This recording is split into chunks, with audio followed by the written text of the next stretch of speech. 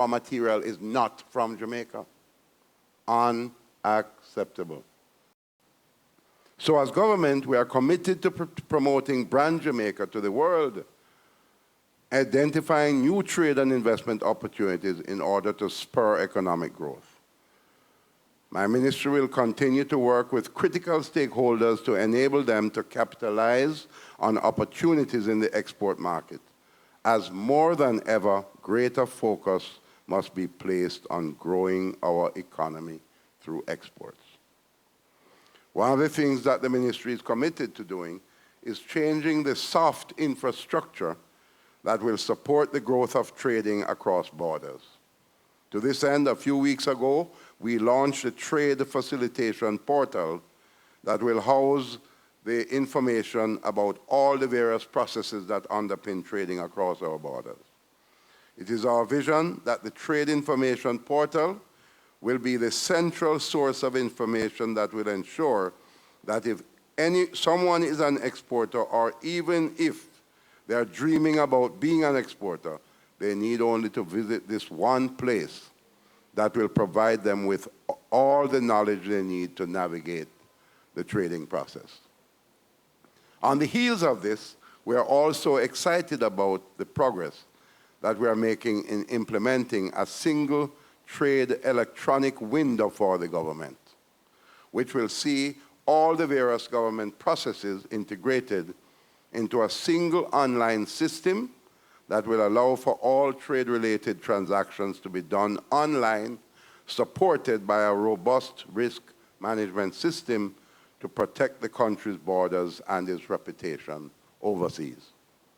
And so ExportMax is only one more prong in the government's network of activities that will allow for the framework for each and every exporter to experience success, and ultimately for us to achieve economic growth and prosperity in Jamaica.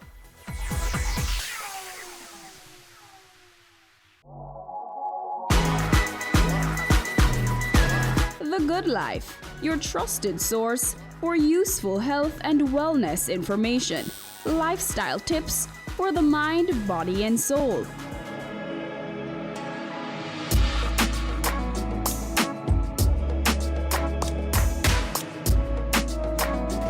Tune in Tuesdays at 8:30 p.m. on Business Access TV. There's only one recommendation for funding that is ever going to come from me, and that is funding from a bank. This is the cost to build, and it includes every nail and screw for the building. Our motto is building communities, building a nation. Get in the know with the world of real estate with Business Access TV's Home Sweet Home, Sundays at 4:30 p.m.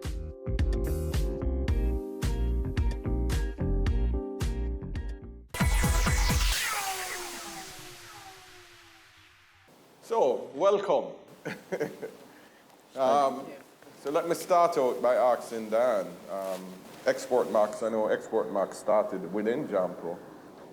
Why ExportMax 3 and what makes it different this time around? Okay, thanks Claude, and good morning ladies and gentlemen. We are so excited to be here at the launch of ExportMax 3. Why are we doing ExportMax 3? It's actually one of the programs that I'm proudest of in my time at Jampro. I think that, as the minister said, export is one of our critical pieces, is critical in our lifeblood. It's in our DNA. We have to export. We're a small island nation. We have tremendous products. We need to take them to the world in a more organized, systematic way where we respect standards, we understand the adaptability of our products to market demands, where we understand the markets that we are trying to penetrate. ExportMax is that program. The results that we got out of ExportMax 1 and 2 show what a deliberate program can do, where you start by diagnosing what does the product need to be adapted to market demand, what evolution needs to go on in the company itself. So it's not just the product, but it's also the management that must have the right mindset to penetrate international markets. So we're identifying that demand, identifying the market trends, helping the companies to adapt their products, and that mentorship which we brought on in Export Max 2 is a critical component, because the ones who are successful must help the ones who have not started yet or who have not yet been successful. So that was the innovation of Export Max 2. And what we decided in Export Max 3 is that to more than double the number of companies in the program, we really couldn't do it alone anymore, because Export Max is a really labor-intensive and brain-intensive project. It needs a lot of time spent hand-holding companies, explaining export to them, helping their management to be ready. So we really needed the help of our partners, and we're really, really proud and excited and energized that we have two such fantastic partners, as well as the other sponsors who have come on board, because we need more expertise, we need more hands on deck. Export is not easy. Standards in the international market are constantly becoming more critical, more difficult. So we needed partners on board who could help us to interpret some of the issues on the international market, some of the standards. The C Bureau of Standards is on board, and also to help galvanize those exporters to greater effort and to greater understanding. And then we needed the business development side that JBUC can bring to really help companies to develop their business plans, develop their loan applications, to become more formalized, develop their bookkeeping acumen. We think this is one of the most important programs that JAMPRO and the country have ever created, because we think that this is an integrated way of taking our MSMEs the next step forward.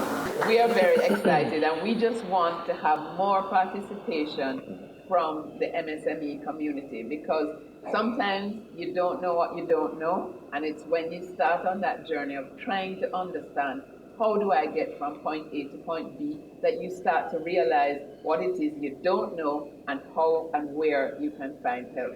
So really this is a plea to and a stimulus and an encouragement and almost a demand of the SME sector listening to us today. You need to get on board, because this program can change your life professionally and change your export horizon. Okay. Valerie, you decided without hesitation, came on board. Why did you see training and capacity building as such important components for exporters? Our logo speaks for what we do, which is business development in the fulsomeness of it, and how can we help you. So we know for sure that capacity building is even beyond that thing called training. It's really getting into the nitty-gritty of the companies, the enterprises, looking at the concept, if it makes sense, whether local or external market, putting the proper structures in place, and as Dan says, formalizing the business. It means governance have to be in place. You have to know your numbers to know what stories are coming out. Worse, if you're thinking of exporting, you have to be really secure in moving forward. So we have been spending a lot of time with our client group preparing them for the market, because for us, global market is right here in Jamaica. So standards must be in place. Governance must be in place. And you must be thinking business. And I agree with Dan, we have to get over that hump of doing a little thing until some big job comes along, because it's not going to come along. So it means that we have to be innovative and we have to be on target for moving forward. We're going to be looking, as we said, as we had agreed, at all the innovative industries that have the possibilities for export. So food, niche markets, high quality, value-added products, non-food, services, certainly the technology-based industries, and the creative industries in all aspects have to be part of that big umbrella. Our mandate is to help them. So even if they come and they're not ready for Export Max, it doesn't mean that they can't be in the passageway. So they need not hesitate. They need to come forward. If they're not in that lane, Right. It means you're going to prepare them for whatever is appropriate. So Right. there is no reason to sit and wonder if. Okay. You need to come forward and let us work together and see which lane you are really in. Right. And if you happen to move into this fast track, no, that's wonderful. If not, you're on the way to preparation. Because we must export. Dan keeps saying export or that. I think we have been in coma because we're waiting to die. When we look at the program, or we look at life, we always like to say nobody born big. We all are a product of training, exposure, and experience. And you almost need all three in the right combination to be successful. So in the area of mentorship and advocacy, I think JMEA coming on board, which will have a portfolio of businesses that are already exporting, play a very important role. So I'd love to hear from you, Metri. Tell us in plain terms, how do you see the JMA supporting this effort and your decision to come on board? Well, when I heard Diane and Valerie speak, I realized that what we have here is a perfect marriage. Okay. 2 women and 1 man. No, I'm joking. No, seriously, what we have is a perfect marriage here. Right. Because what we have is the JMEA that has the base of membership. Our membership base is about 400 companies, most of which and many of which are small to medium-sized companies, which is the base that we need. Then we have Valerie, who is going to do the business development process, and then Jumper that's going to deal with the export market. Right. What we bring to the table is a lot of hand-holding. We are about solving problems and solving issues. Right. So they're going to have issues. There's no question about it. Right. I think one of the ways we could say it is that we're a big brother to the companies, and we hold their hands and we walk with them through the process. Right. We just go, Valerie will take them to a particular stage, and then we will take them from there until we're ready to hand them off to Jampro to really go and do the export. But I wanted to say that the JMEA is fully committed to this program. That's why we have joined. We recognize how important it is.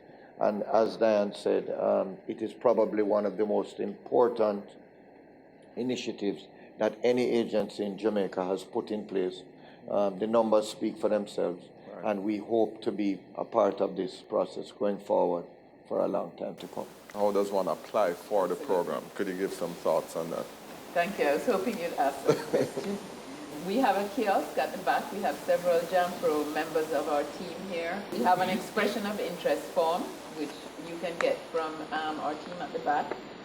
Copies of the form are also available from the various agencies and on our website. On our website, www.dobusinessjamaica.com, you can download this expression of interest form and send it in, and we will be happy to contact you and start the journey with you, because this is a journey. It's a 3-year program. This is really about helping you through a process and on a journey to success. Tell your associates, people you know who have a product or who even have an idea. They can start talking to JBDC from the idea stage. So let's create a movement that can change export. Thank you, Dan. So I'll throw it out. Any final thoughts? This is an example, the collaboration, the example of how we in Jamaica should work together. Right. Because no one institution or person has all the skills, all the information. Correct. And until we start putting the ego behind the door and working together, we're not going to move. So I'm celebrating from JBDC the kind of collaboration that we have agreed to have between our agencies. I think it's a good move, and we know success is down the lane. Metri, any final In closing, I would ask everybody in this room, when you leave here today, call 5 persons that you know that are in business. Let us be oversubscribed. Yes. Let us have that problem. Let us reach back out to our sponsors and tell them that we need more from them, because this is good for Jamaica. Thank you, Metri. We have some Export Max graduates in the audience, and I think it's important not only to hear from us, but to hear from people who are actually on the program. So dare I say that Rita Hilton is on the Yeah, they're going to be on the program. Yeah, they're So Rita, Omar, I think you're all going to talk later on. So. All right, a round of applause for the head of agencies. Thank you very much.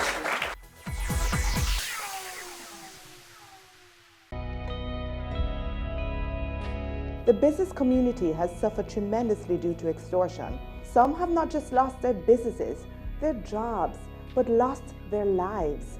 This is extremely impactful to the growth of our country and to the progress of our people. We are our brother's keeper. Let's put a stop to this. No more use of force. No more use of fear. No more extortion. No more.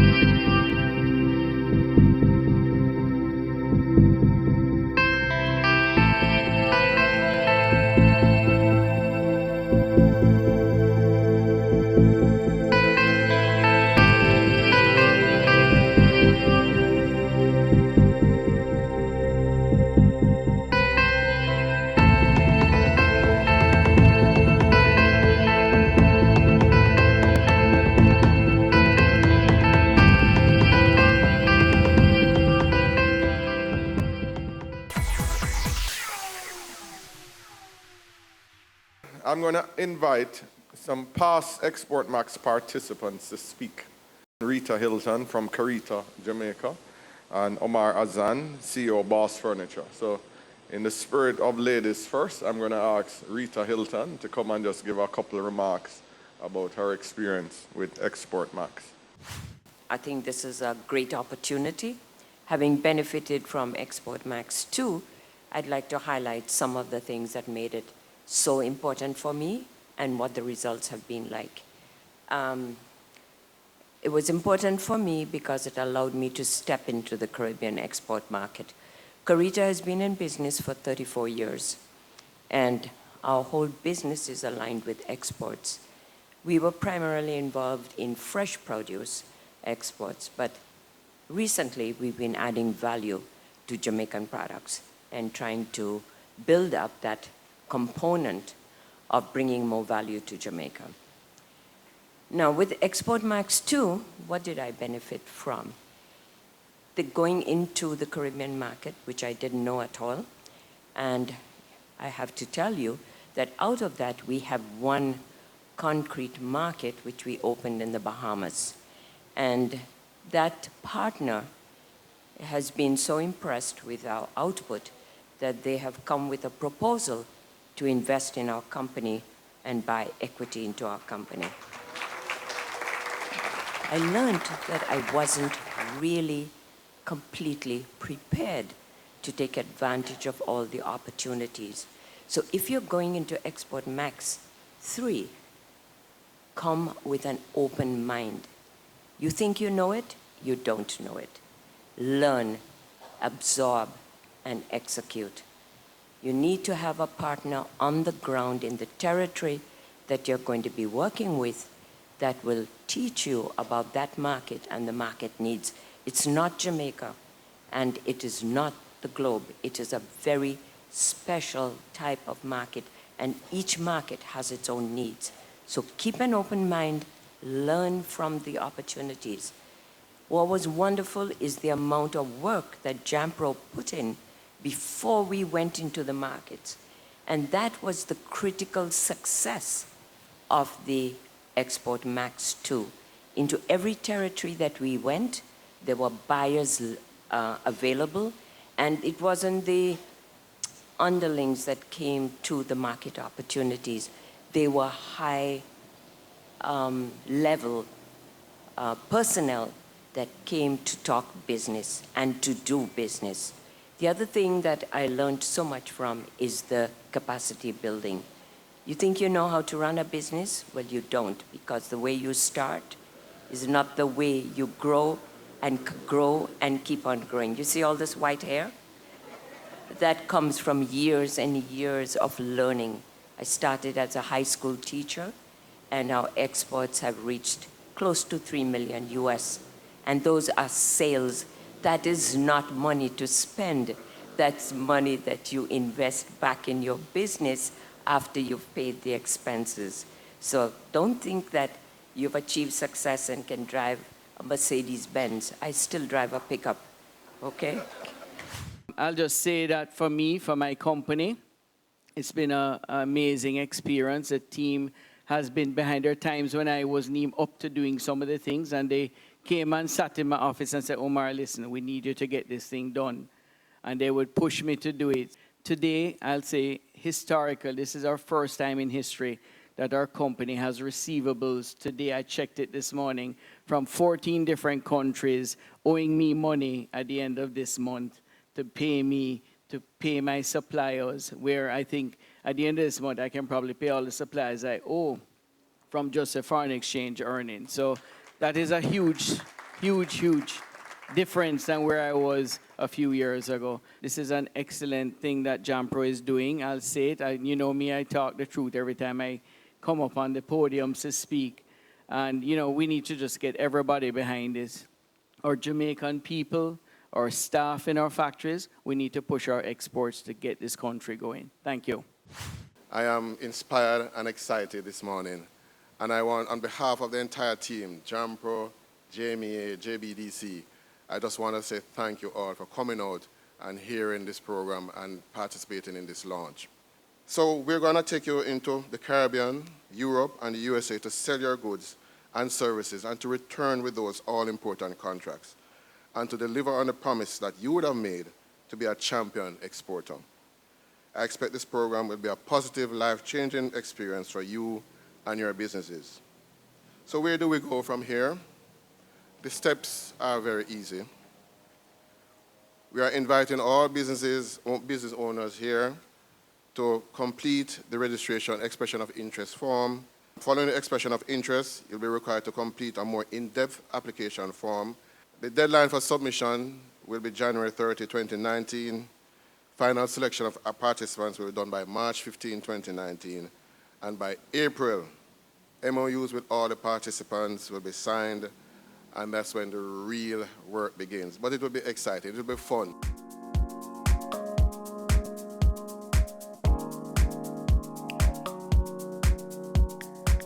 This has been the launch of Export Max 3, and I've been your host, Theodore Henry. Keep watching Business Access TV, serious about business. Do you want to build your company's capacity or export your products or services to new global markets? Then you can be a part of Export Max 3, an enterprise development program for Jamaican companies. Sign up today. Applications close January 31, 2019. Expand your business for export growth. Visit dobusinessjamaica.com for details. Export Max 3, grow beyond borders. It's brought to you by JAMPRO, JMEA, and JBDC.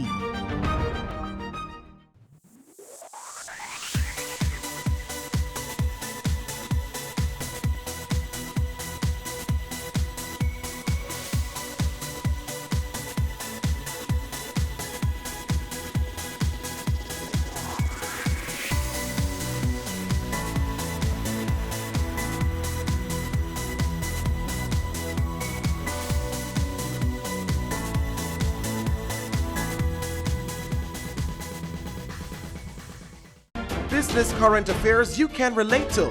Frank, credible discussion. On point, dissecting the issues. Offering solutions to Jamaica's challenges. On Point, Thursdays at 8 p.m. on Business Access TV.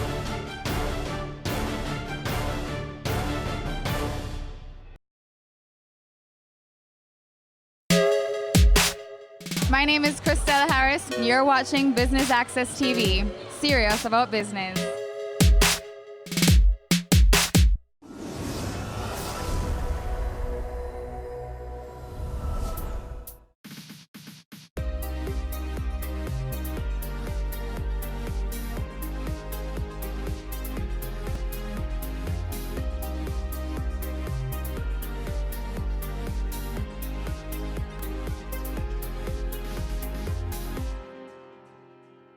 Hi there, thanks for joining us on another Jamaica Magazine program. I'm Theodore Henry, your companion for the next half hour. Though we officially observed World Teachers' Day on Saturday, we're still celebrating the men and women who've dedicated their lives to education. Before we get there, however, let's look at public safety on this week's edition of Get the Facts. You don't want to miss a minute of it, so stay tuned.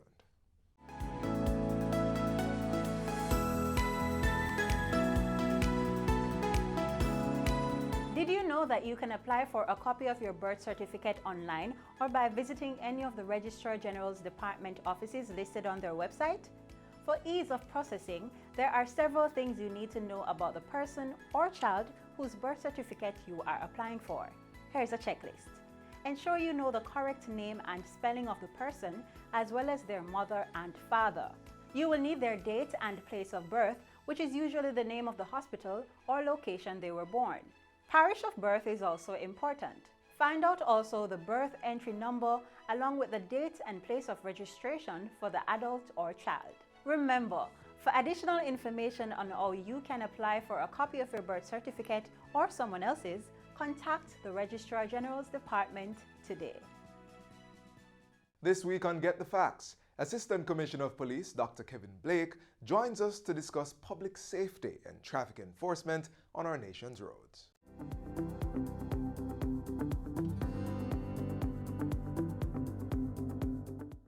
Welcome to Get the Facts, the program that provides you with information on government's policies and initiatives.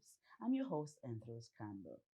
The Jamaica Constabulary Force, the JCF, has increased its capacity to improve the safety of citizens as well as restore and maintain public order with the Public Safety and Traffic Enforcement Branch, PSTEB. What kind of impact is this entity having? What are the plans going forward? To provide us with that information is Head of the Public Safety and Traffic Enforcement Branch, PSTEB, ACP Kevin Blake. Dr. Blake, welcome to the program. Thank you very much. So good to have you. What would you say are the benefits of having this special entity? Okay, well, good. PSTEB, the purpose of PSTEB and its role, its mandate, is, as the name suggests, public safety and traffic enforcement. So important is the issue of public safety and traffic enforcement that the organization found it necessary to establish a formation headed by an Assistant Commissioner of Police to treat with that. So we have concentrated effort and dedication looking at this very important aspect and things. So it allows us to be more deliberate, and this is what we do every day to ensure that our public spaces are kept safe and also our roadways are properly used and are safe. And so I think that is a significant benefit for any state. Right? One of the most visible signs of the state's ability to govern is the roadway and your public spaces. And so that is how awesome the responsibility is. And that's how we see our responsibility as an entity. Okay, talk to us about the role of the officers in this branch. Right, again, as the name suggests, public safety, traffic enforcement. And so our role is to ensure that our public spaces are kept free from harm, and also that our road compliance is maintained on our roadways, and that we have safe roadways and stuff like that. In achieving that, we have to work very closely with other agencies, and we have a significant role where that is concerned. However, it is not public safety and traffic enforcement itself, and compliance on our roadway is not solely a policing function, even though our major we have a chunk of the responsibility where that is concerned. What are some of the agencies that you would work with toward right.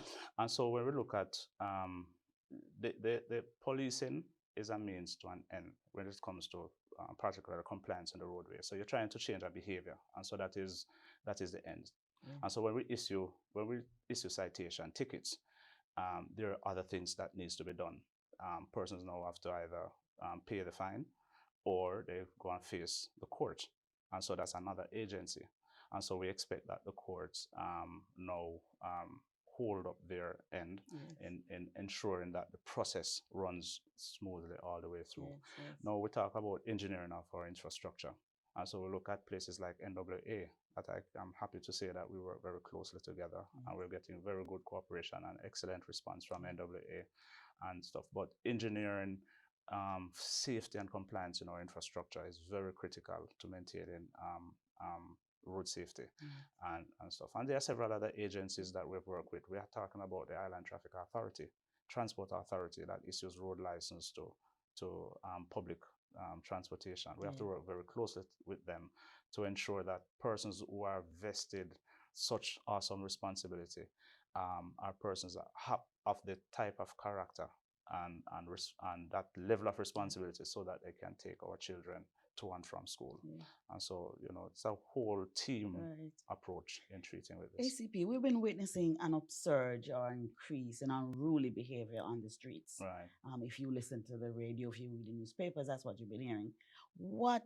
How do you plan to deal with that? All right. Again, it's a multi-agency approach that we have to take. And the first thing we start doing is to seek collaboration between all the agencies that are responsible. I think we have left the situation for far too long and haven't given it the type of attention that it requires. And so persons who want to do wrong, basically, are left too much freedom to get that done. And so persons are able to, rack up 1,000 tickets, yet insure their vehicle, renew their road license, renew their driver's license, and stuff like that.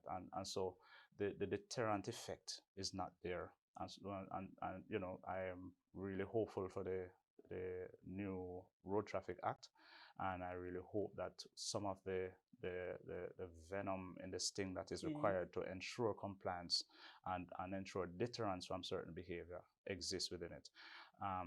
Enforcement, of course, we have to ramp up our enforcement, but I just want to put it on record that we have been enforcing. When you have an organization that issue in almost approximately 500,000 tickets per year, that is enforcement. When you find a single driver that is issued 1,000 tickets, it is 1,000 times that the police have enforced that. But how does that help? They're still there behaving. Exactly, unruly. that's the point I'm making. Yes. And so I'm saying that from our side, this is the extent and the scope of what we can do. What we expect now is other agencies of the state to cause that person to learn a lesson and stuff. And so the person should not be able to, right?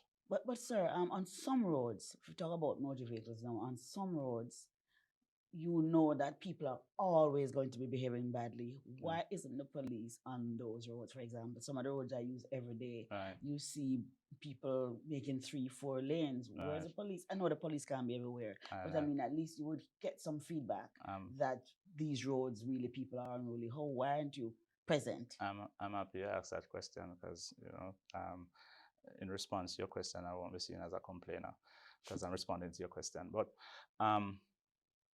the calls I get every day, I wish I could satisfy all those requirements.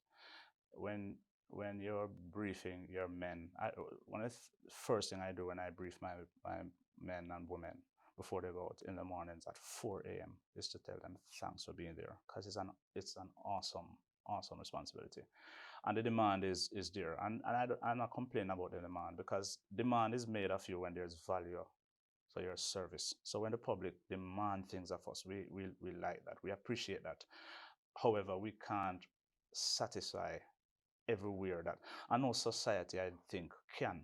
What happens and why other societies survive is that there is a respect for the rule of law and that social contract. And so for the few who choose to deviate, then police can deal with them. Here, when you have so many things happening all over the place, we need more than just police chasing behind people. We need more than that. What do you need? What else? We have proven to everyone, the citizens of this country, that we are up to the task, we are willing, and we will prosecute persons. We will issue them tickets and citations. And once that is the scope of what we do, we just expect that once that is done, persons are not to be allowed to rack up 1,000. It's a ridicule of our system. And so what we ask is that just for us to be mindful that we are satisfying a means to an end. Change in behavior is the ends, and that will be achieved when people, when there are serious consequences to that behavior. Okay, thank you so much. Let's take the break here and continue with more on traffic management by the Public Safety and Traffic Enforcement Branch, PSTEB. Stay with us.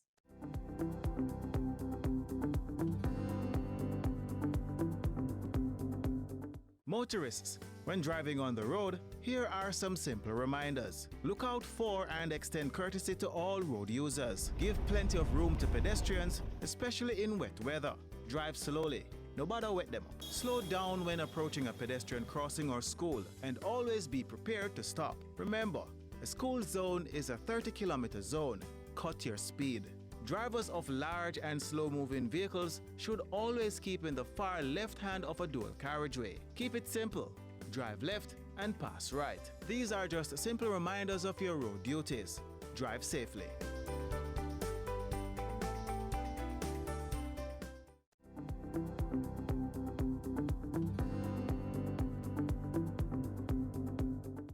Welcome back to Get the Facts. We continue our discussion with Head of the Public Safety and the Traffic Enforcement Branch, PSTEB, ACP Kevin Blake. Now, we were talking about unruly behavior and so on. Tell us about some of the violations that persons, not just motorists, but people who are moving around in public spaces. What are some of the violations that can be ticketed for? Okay, all right. So for in public spaces and for public safety, there are a number of violations under the Town and Country Act, a whole list of them that I haven't committed to memory. Yes. However, things like illegal vending, obstruction of traffic, blocking pathway for persons to pedestrian to walk, littering and stuff like that. So these are some of the things that we can ticket. But we don't ticket people for littering at all, basically. Well, it's actually someone. Give them someone. You see, sometimes when you have so many things happening and such breakdown, you know, it's very easy to not see or not being able to prosecute all that you see, because there's so many other serious things happening around. But so we really need an education campaign, right? Exactly, we need the education. We need, first of all, citizens to understand and be aware of their surrounding, and not only of their rights but their responsibility. And we need majority of our citizens to act responsibly in the public spaces, and so that will give us the opportunity to treat with those few who wouldn't. PSTEB was rolled out first in Kingston, St. Catherine, and some other resort towns, with an intention to move towards the entire island at some time. Where are we with that? All right, we're going well. I mean, one of the things that we have done is the PSTEB's establishment coincided with probably one of the most difficult time in our era in traffic management, and it was last year September at the commencement of the several major roadwork in Kingston, and that's the time when it was launched. And so our primary effort at the time, because we have to be responsive as an organization, we have to treat with what is the problem at hand at that time, and we have to reshape ourselves in order to address that challenge. And so we were predominantly dealing mainly with traffic enforcement and stuff like that. However, the public safety component of PSTEB, we have been rolling it out, but it requires some more work. And so now that things are somewhat leveling off, the roads are being completed and stuff like that, we're now looking at further implementing that aspect of our public safety. In terms of our traffic management, however, and also public safety, the organization, the former traffic headquarters, highway and patrol headquarters, that there were offices within each divisional HQ. So we have 19 geographic divisions. So every division we have a traffic component. PSTEB now will subsume those offices, and that model will be replicated in all divisions and stuff. So that's what. Okay, so that's great. really now. Earlier we were talking about the number of tickets that some people managed to get, and they're still on the roads behaving unruly. I hear though that something is coming to help with that situation. Certainly. Tell me about it. All right. So our traffic ticketing system, a more effective a better working traffic ticketing system would have helped us, and it would have prevented persons to be able to rack up so many tickets. One of the challenge with that is that unpaid tickets, that once a ticket is issued to, it's a citation. Once you don't pay at the tax office, if you have the opportunity to, then it becomes automatically becomes a summon for you to go to court. And if you don't go to court, usually a warrant is issued. No, that process is a bit time consuming in issuing the warrants, because it has to be manually written up and stuff like that by the judge and checked. And so what is being rolled out now under the Ministry of National Security is an automated warrant management system to better able to manage these the issuing of these warrants. And so we'll find a lot more of these warrants being issued, and so we can now start, having people account for this. So how does it work? I get a ticket and you plug that in into a web-based system, and then yes, it is. There always exists a system, to an electronic system to capture the ticket information. Yes. An aspect of it, that information goes to the Inland Revenue Department, so that they know whether or not you've paid. Once the date has passed and you haven't paid, then that ticket that you have in your hand becomes a summon. So you have to go to court on the court date that is there. Now, all of that electronic information will be available at the court. And so now, rather than just looking at paper and physically writing up a warrant, the judge can cause a warrant to be issued. So the process will be much, much faster. And so whilst the judge is required to see the warrant, to actually do all of that, the information on the warrant, like the name of the person and stuff, that is already in a system. It's going to still go back to the judge? Yeah, well, the judge has to issue a warrant. I don't think that can be... How is that going to make it easier? It makes it easier because rather than having to write the warrant itself, put in everybody's name and their address and all of that, and then sign, now the judge can have something where that is already filled out, because that electronic data is already sitting there. And so to actually physically write that over. And so that is where the system we're going with that. Okay, and we understand that should be in place. Well, the commitment we got, as the minister had announced, is one of his presentation, is that by the end of October, I think. Yes, I think that's what he said. Okay, we're looking forward to that, We're looking very much forward to that. Yes. Let's talk about reasons why your motor vehicle could be seized. Okay, all right. So there are 7 reasons why you can motor vehicle can be seized, 7 offenses under which. One is having no road license, operating contrary to road license, operating an unlicensed motor vehicle, obscure license disc, as is on your windshield, obscure registration plates, registration plate not affixed or kept affixed. And so if you see a registration plate falling off and you do nothing about it and keep driving like that, or registration, you see sometimes people put registration plate on the back dashboard and stuff. That's a no-no. Yeah, those right. And also an unregistered motor vehicle. So those are the 7 reasons under which you can seize. Those are the 7 reasons. Yes, right. 7 offenses. Right. What offenses? Right. Now, what should someone do if they think that their vehicle was seized without just cause? Allow it to be seized and then seek redress. Okay. Do not try and stop the police. Okay. Right. It is, and that goes out not just for seizing a vehicle, but for arrest. I see there's a tendency for Jamaicans, a lot of our citizens, I don't want to generalize and offend people, it's just a number of our citizens sometimes intervene when a police is conducting an arrest because they believe it is a wrongful arrest. Well, it is not for the resident to decide, and it's a very dangerous practice. It's dangerous for the police officer. It's also dangerous for the citizen. And so we will implore our citizens. There's a way in which, if you're being arrested as an assistant commissioner of police, if a constable chooses to arrest me, he will not get a resistance from me. But he has to very well make sure that it is a lawful arrest. Because I know there are ways and procedures in which to deal with it. So we implore on citizens, do not interfere with the police when conducting arrests. There's an agency in the state that's responsible for that, not citizens. You don't try a case right there on the street. Okay. ACP, you have a very difficult job. Yes. What would you say to motorists now watching this program?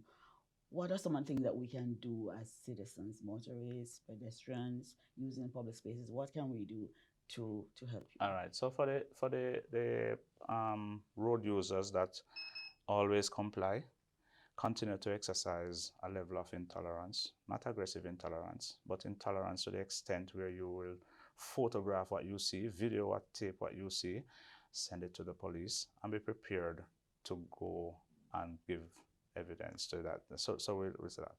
And for the motorists that believe that driving on the road, you must always commit offense, we ask that you just be responsible. Remember the danger of that machine that you operate, and the danger not only to yourself but to other motorists and pedestrians.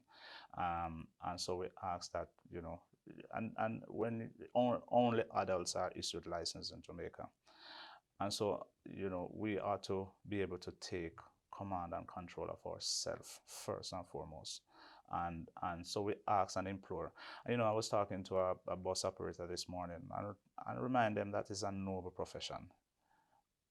But we have made our operators sometimes have made the profession, so put it in so much disrepute and discredit the profession itself. I want to help them bring it back to its noble state. And in doing so, some people obviously may be hurt, because some people may lose their license, some people. Yeah. But we're going to bring it back to a state where people will see it and see a bus and a taxi operator in Jamaica and say, there goes a professional. Yes. Very good and sober note to end on, ACP. Okay. Thank you so very much for sharing with us today on Get the Facts. Thank you very much for having me. This has been Get the Facts with our guest, ACP Kevin Blake, Head of the Public Safety and Traffic Enforcement Branch, PSTEB. Until next time, I'm Anthros Campbell. Take care.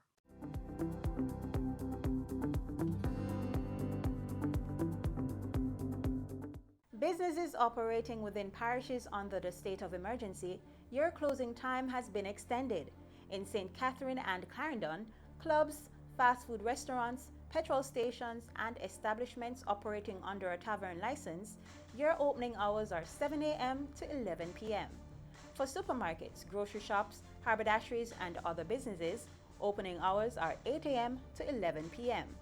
In Westmoreland, Hanover, and St. James, business closing time is between 10 p.m. and midnight. Teachers play an important role in the lives of our nation's children. They teach, they nurture, and most importantly, they affirm. After all, a little encouragement goes a long way. How many is that? 20. All right, so of my population, we have strongly agreed. So let's count up all the persons who agree over here. Count 10 plus 2, 12 persons agreed. Everybody understands what was taught a while ago about interconnection?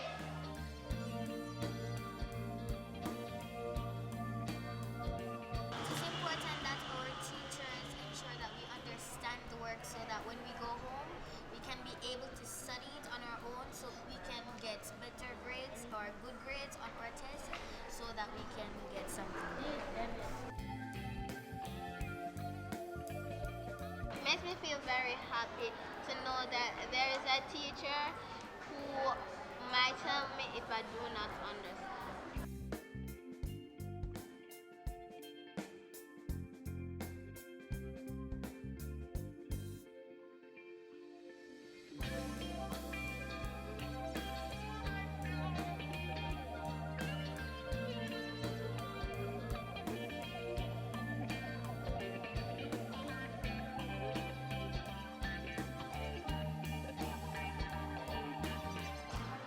Assurance means so much to our children.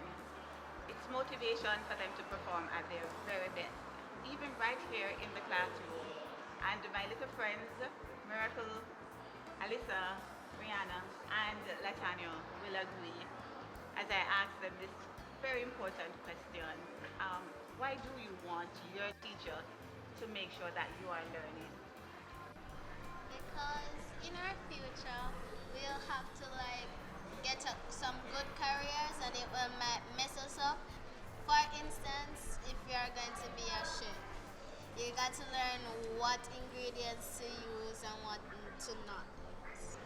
As Miracle said, it will interfere with our future if we don't get a good education or not.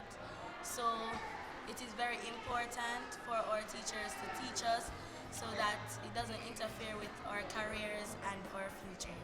Affirm me that I can learn. What do you want from your teacher? Like her attitude supposed to be good. So if I say I don't understand and she's doing it over and over again and she's been making up her face, I like her to work on her attitude. Well, I would like her to work on the way she explains it because it would be nice if they would go a little slower and go through it with us so that we can get to understand it properly. Affirm me so that I can learn.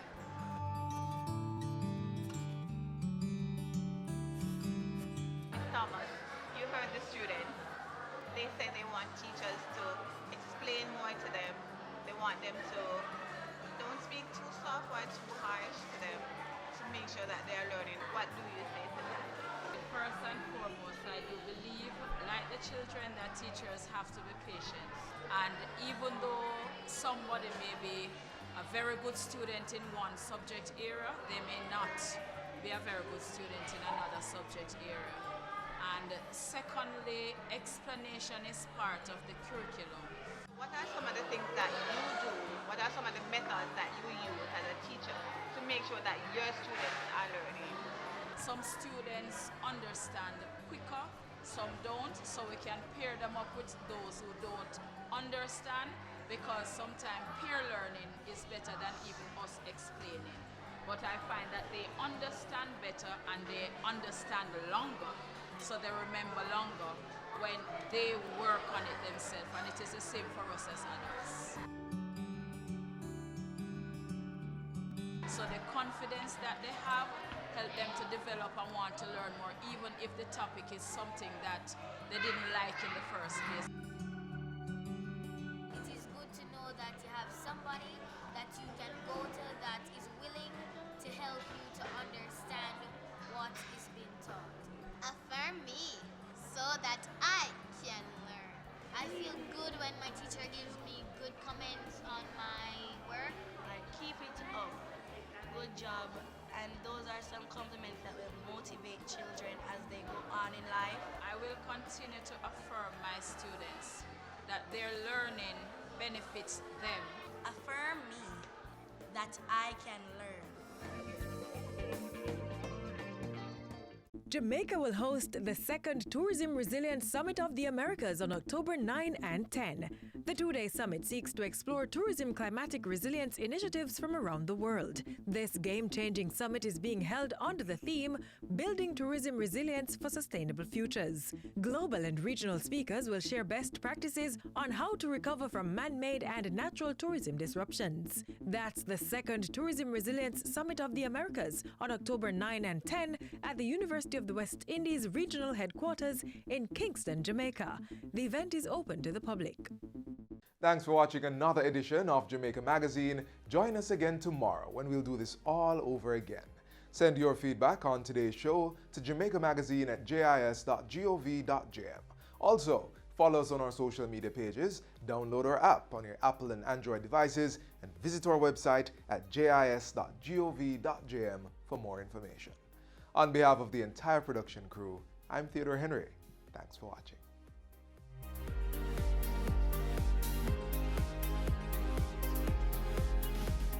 This has been a production of the Jamaica Information Service, the voice of Jamaica.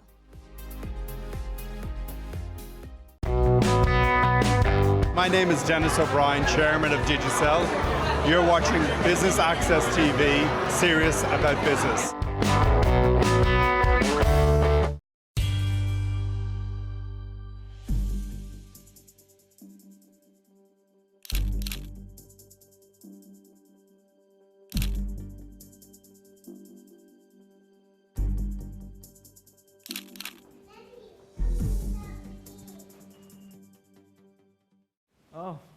Robert. Hey Robert, how are you? Thanks for coming. Not everyone can afford to live in a gated community, but the home is still considered a sanctuary where you should feel safe. On this episode of Home Sweet Home, we provide a young couple with security consultancy for their new home to keep their family safe. Stay tuned.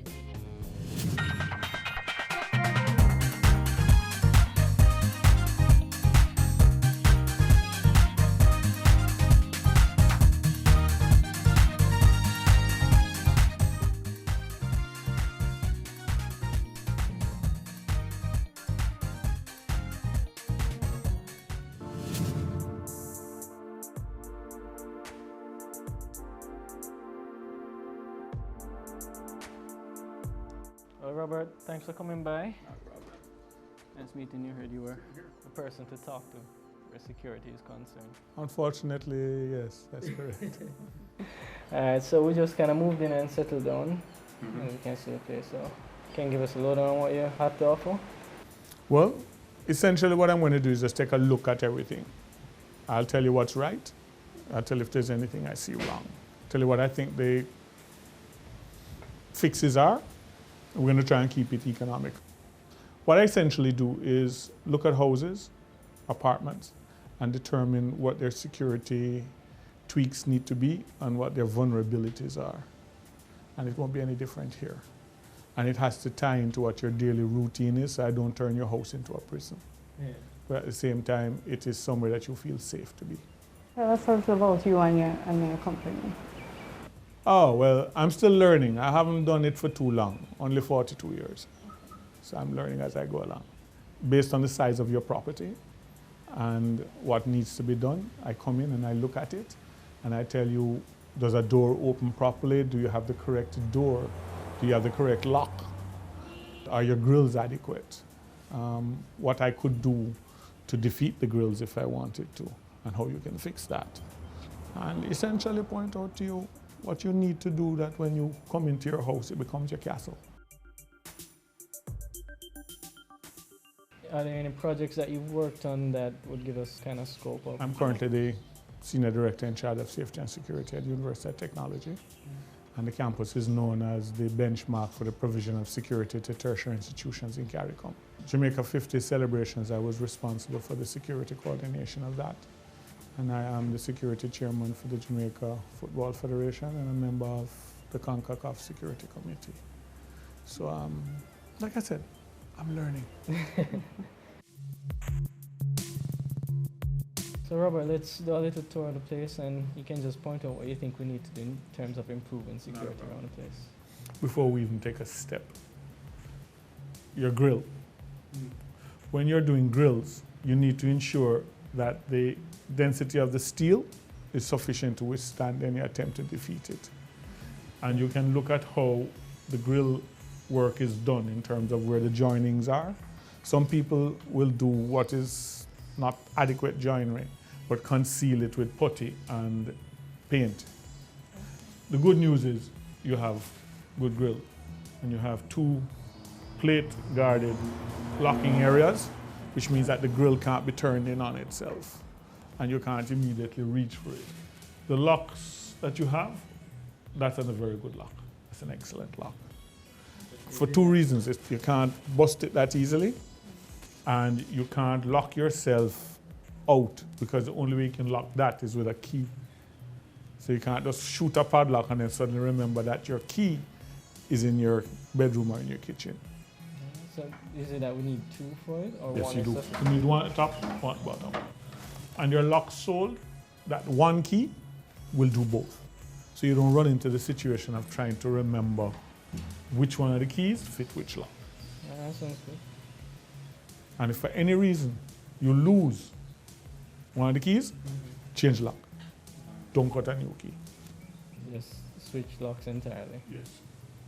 And if you have a helper who you part company with under acrimonious circumstances, change all your locks. It's a good Because the helper would have had access. It's a good idea to just kind of buy spare locks and put aside. You could. You could. When I came in and you came to open the gate, you had to come out and physically open the gate for me. Arrivals and departures is where most people are vulnerable. So whilst it's an expense, you can look as part of your security plan down the road to put in an automatic gate opener so that you don't have to. And then you put a small intercom system so you don't actually have to come out and be viewed before you vet who is trying to enter your premises. So you can view first before Yes. viewing. Does it use a lot of power now? No, not that much. And they're not as expensive as most people think they are. They're certainly cheaper than a coffee. You want to take a look? Sure.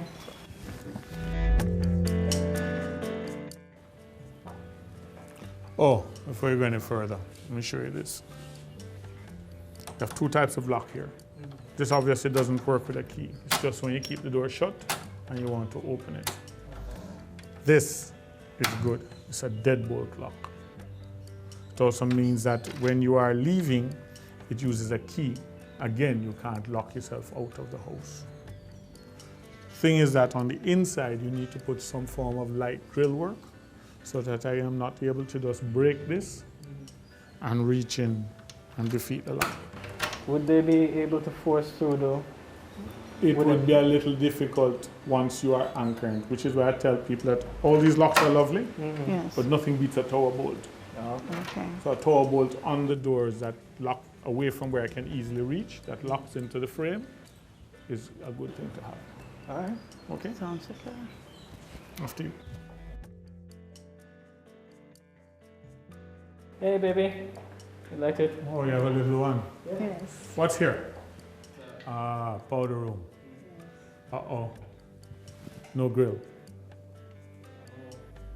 Someone will come in through there because it's hidden and be inside here, and you can't lock this door because even when you lock it, you can't get from the outside. The person from the inside can get in. Okay. The first thing you need to do is grill that. All right, so any special grills? Once it can be properly affixed without being able to be dislodged easily and allows you access to the locking mechanism of the window, it's good. All right, sounds good.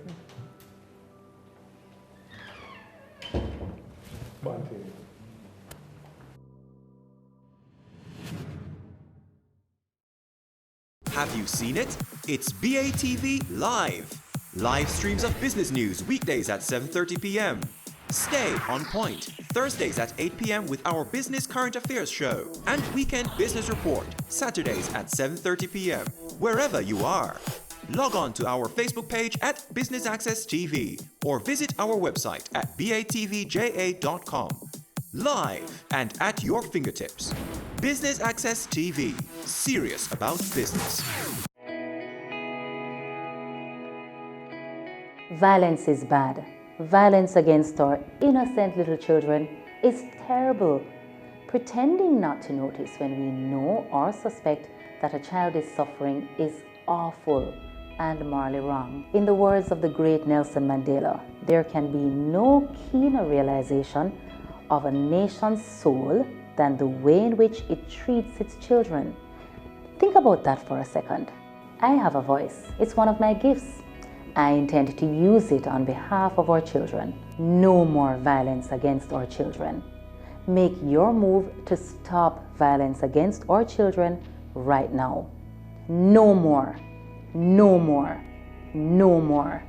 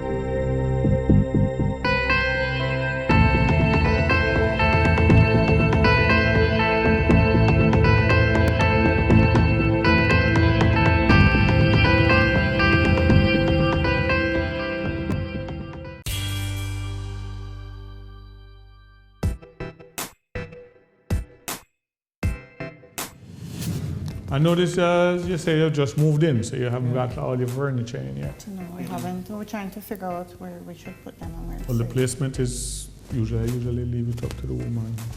Learn fast. Well, what you have to bear in mind is that the child has to play an important part in what furniture you choose. That the furniture is not something that is easily collapsible and can trap or injure your child. So whatever you buy, whilst you like your aesthetics, the safety of the child has to be brought into bear also. Okay? And this is your window. Usually in older houses, you discover it's nice and ornamental, but like where this does not have support coming across like this at intermittent, I put a scissors jack in here, wind it up, and I'll open it wide enough to get in. The immediate fix is to move the grills to the inside, and you can assess the type of grill and how strong it is, whether you want to use what is on the outside and just bring it inside, or you want to change the entire situation. Okay? And I take it for granted that the rest of the windows have the same problem. Yes. Okay. Yeah, all on the outside. And through here is your laundromat. Yes. Good guess. You have the grill on the inside, which means that your door opens on the outside and it's metal clad, yes? Yes. So that's a good. That's a good point.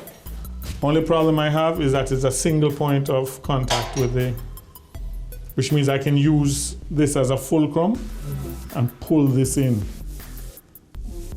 So I personally would prefer if you had 2 points for padlocks so that the grill cannot be manhandled. What I would also do is put in a folding grill here so that it fold against that wall, still give you the space you require. But if someone manages to come in through here, that grill can be utilized as the design for what you put in the powder room. Okay? But if they manage to get in there and you have a grill situation here, they're temporarily locked in that area, which would give you some form of protection. If you go electronic, this is a good place for a motion sensor. So if someone comes in here, you will get a trigger. So the only thing they could take is dirty laundry. Yes. Like for instance, this lighting now, does it have to do with security as well? If you hear something outside at night, don't turn on the lights. You become like a fishbowl. You're inside, people outside can see you, you can't see out. So it's better, you know your house. So in the darkness, you're at an advantage. People outside can't see you, but you can see outside easily. So outside lights would be a better option? Outside lights are a much better option. Placed where someone can't reach up and move the bulb. Yeah? Bedroom. One excellent thing. The bed is over here against the wall, facing the window. Sometimes based on space, people find their bed head against the window, which means someone can reach in from the window and do you harm or get you to move. This way, you're against that wall, away from the window, and that if you wake up, you can immediately see what's happening. Yes? What about the curtains? I was thinking. Particularly pleasing, but I can stay from outside and see through them. At night, what I would do is you can go between aesthetically pleasing, and then at night you have where you draw the drapes so that one cannot stay outside and see inside. Okay, your walk-in cupboard. Yep. This window needs to have a curtain or a drape or shutters so that someone can't stay outside and look in. Also, they can't find themselves defeating. Again, the grill has to be made on the inside. So it's right over from our neighbors. Do you think they could help us in any instance, anything we can do? Depends on how well you live with your neighbors, and everyone should. But God helps those who help themselves. So take care of yourself first. You just make sure that even if your neighbors decide not to be neighborly, you are in a protection mode.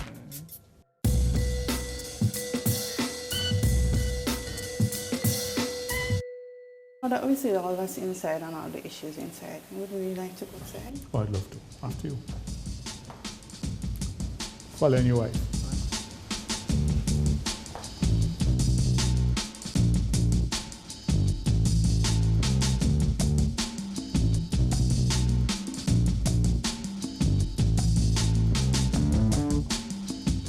This is lovely, except for one thing. I can defeat it at the corner. So the whole of this is nice, but if I really want to come around it, I come around it on the corner. Yeah? This will allow access to the roof. You might also have another thing that is not just a matter of security, but other matters too. Whereas if you have rats, you'll gain access to your roof by running up the tree, running onto the roof, and then all of a sudden you start to hear noises in your roof and you realize that you have rats. Yeah. So we'd have to move the What tree. you can, or for the time being, get sheet metal and wrap the tree. Rats can do a lot of things, but they can't climb sheet metal. Okay. And people? People have the same kind of problems, so although our people will defeat most things. Your gardener is best utilized clearing this. So you'll still have the hedges, but they do not interrupt your view. Same problem with the grills. They need to be on the inside.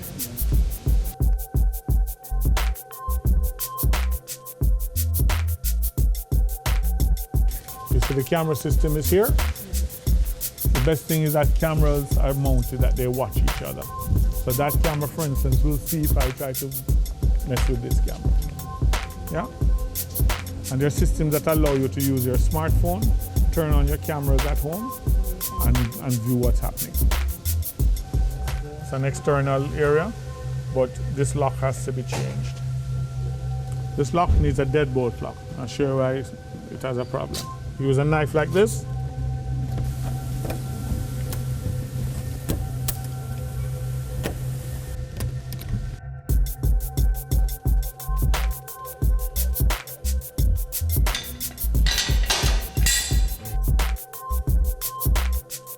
And you have used it as a storeroom, obviously. And because you felt that this was okay, you didn't put a padlock on that. That we need to fix that. So Definitely. I'm in.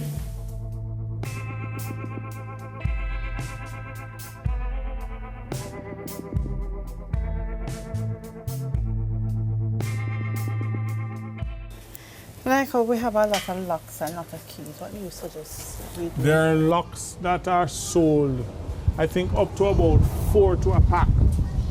That one key can open all of them. And you label your keys properly so that you don't have to be searching for them.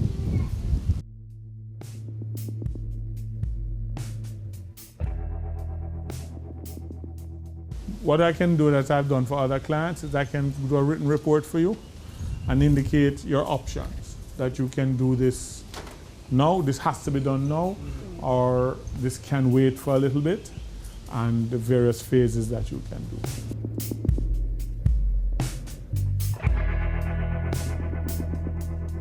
Your business matters. Business Access TV offers you the most innovative and effective advertising solution for your business, specializing in B2B sales, cost-effective solutions, the customers you want, the repetition you need. No matter the size and nature of your company, your business matters. Call us at 876-618-2870 or email us at sales@batvja.com. Business Access TV, serious about business. Cameo brings the creative industries to life, delighting creatives in different fields each week. Art. My life turns art. I breathe, I eat art. Fashion. Food. Without a customer, we're nothing but four walls. Music. Film. Cameo, only on Business Access TV. We are back with another exciting, innovative, and inspiring season. It takes a lot of stick-to-itiveness, being consistent and persistent in whatever you're doing. That's the bottom line. Business exists to add value to people's lives. And if we're not doing that, might as well we lock down the store and just call it a day. It's a season 3 of Creating Wealth, Mondays at 8 p.m. on Business Access TV. Ready for cable for as little as $100? Ready for no monthly cable bill? Ready for 10 TV channels absolutely free? Then pick up our Ready TV box at authorized stores for $4,500. Hook it up to your TV set, then top it up with Ready Credit for 1, 7, or 30 days. Buy now and get $1,000 free Ready Credit and start watching your favorite shows. Pick it up, hook it up, top it up. Ready TV. Prepaid cable TV when you're ready. Now serving Kingston and St. Catherine. Limited time offer while stocks last. Conditions apply.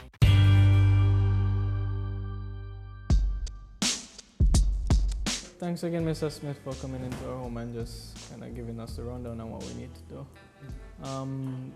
I guess, is there anything we probably overlooked? I wouldn't say overlooked. There are options that you can avail yourself of. For instance, you can go solar where your security lights are concerned. It would create something of a consistency if your power goes from JPS. And you would still have the security lights on the outside. It would definitely reduce your electricity bill. And you could go on a program to solarize totally from that point of view. Your movements should never be, thank you so much, should never be done in a way that's predictable. And it's difficult, especially with the little one going to school. You leave at a particular time to make sure she gets to school on time. People can watch your movements. If you're going to hire a helper, ensure that you know where the helper is coming from and you properly vet their background, address persons they've worked for before, the whole 9 yards. To prevent robbery. To prevent robbery, because sometimes you're busily looking on the outside for someone to break in when it could be someone on the inside breaking out. So like with burglars now, I guess, is there anything we do that probably attracting them that we probably shouldn't do? I don't know much about your lifestyle, so it's difficult to say that right now. But if you, as we indicated earlier, if you don't live good with your neighbors just sit down and watch somebody moving stuff out of your house, and when you come home, them tell you, say them think it's moving.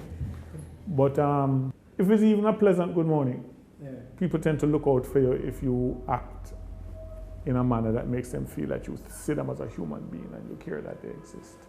If you're going to be away for a while, inform your neighbors that you're not going to be there for a while, ask them to give an eye out for you.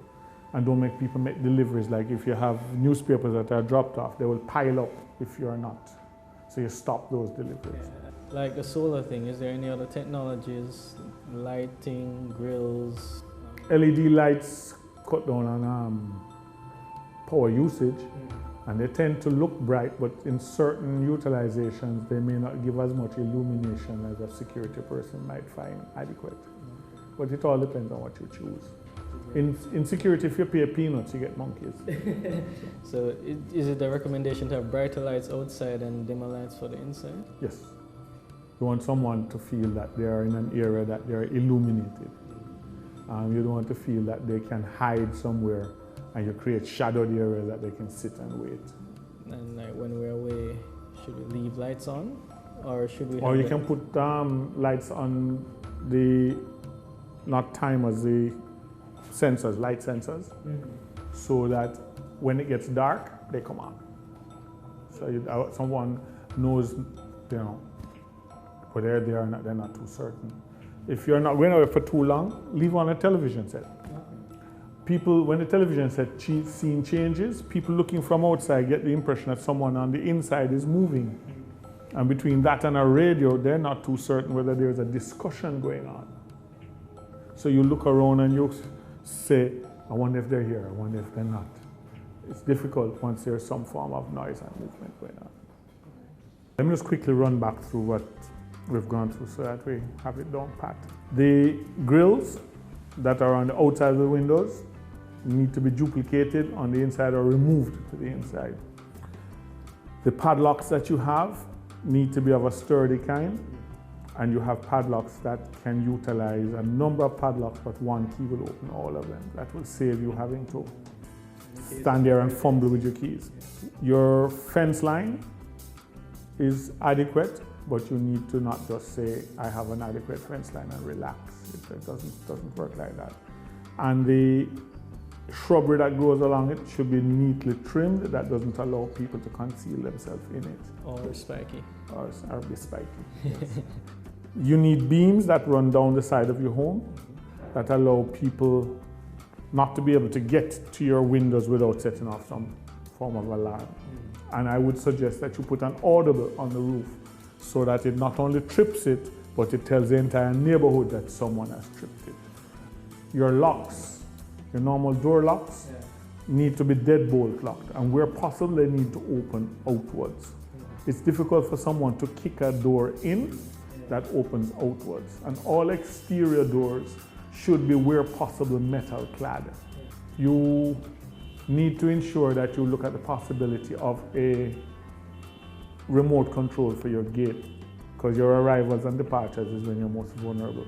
So if someone doesn't have to be there opening the gate, you do so electronically. Some people like the little bulb on top of the post that tells the world that the gate is about to open. But it means that if I'm hanging around waiting on you and the light starts flashing, you're coming. All right. But pets. That again is a personal preference. Dogs are really good. They're worth their weight in gold. If they won't attack the intruder, they'll at least alert you to the fact that one is there. And it will be good that based on the type of space you have, if you have two, so that you can confine one to that side of the house and one to this side of the house. They become territorial. All right. Just like separate them? You could, yes, because it means that if I want to mess around with you, I can go to one side of the house and lure the two dogs while my accomplice does what they have to do on the other side. Or like how you have the child, what you might want to do is get a nice little Shih Tzu.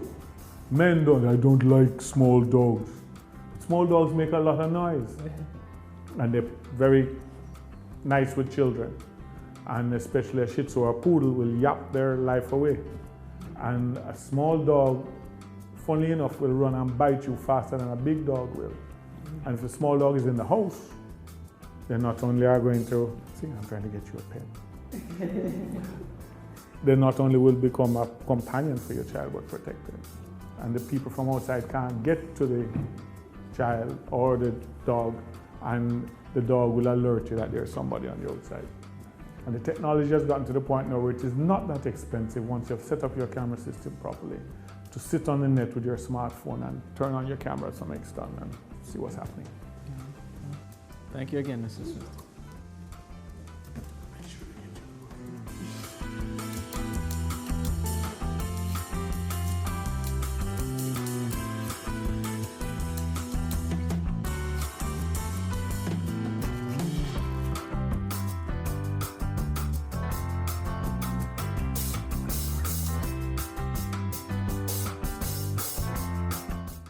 It's season 12, and Wealth Magazine Business Access is here to keep you business savvy. With an impressive mix of some of Jamaica's most inspiring business moguls, we continue to keep Jamaica informed, empowered, and ready to dominate. Tune in Sundays at 5 p.m. only on BATV. You're watching Business Access. Business Access. Business Access. Business Access TV. Serious about business.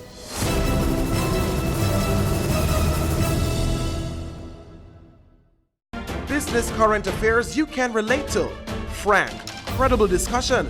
On point, dissecting the issues. Offering solutions to Jamaica's challenges. On Point. Thursdays at 8 p.m. on Business Access TV.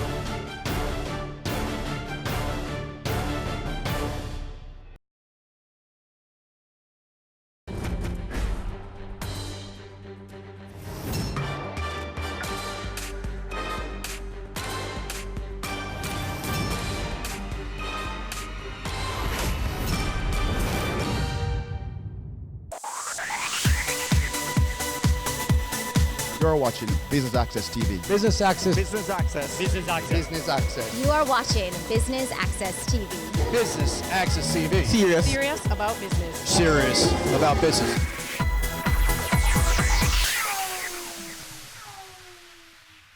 Business Access TV was on location at the Def Can Coffee Sip and Sign E3 Cafe launch as part of their Social Enterprise Boost initiative. Stay tuned for the highlights.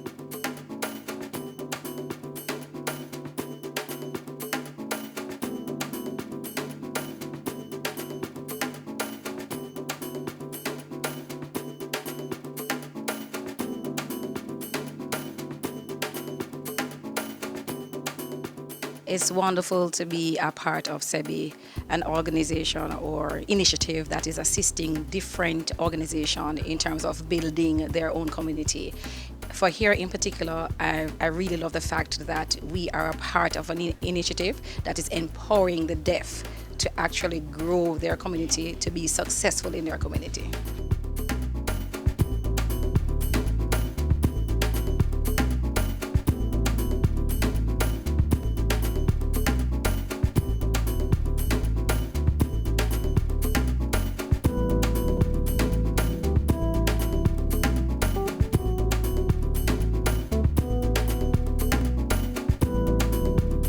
So why are you here today, and what does E3 Cafe mean? It means engage, equip, empower.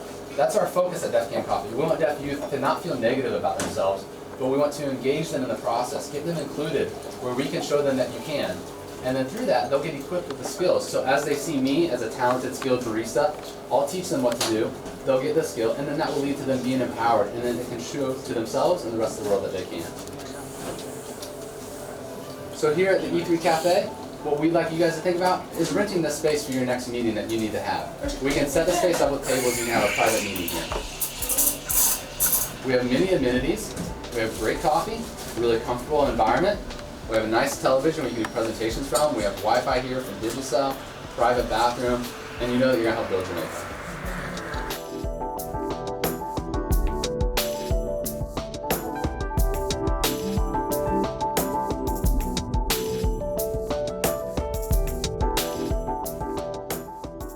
So today you're going to taste several different Jamaican coffees and also a couple of non-Jamaican coffees, so you can see how coffee tastes different based on where it's grown. So we're going to go in a circle later and you're going to get to taste each one of them. So first thing we're going to do is smell it before we put the water on it. So get in a circle and just follow me.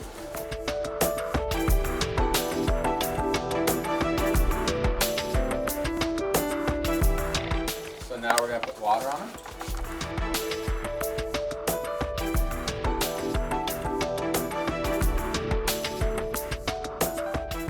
Okay, so now we're going to show you the technique for breaking the crust and smelling the release of the aroma when you move the coffee grounds on the top surface.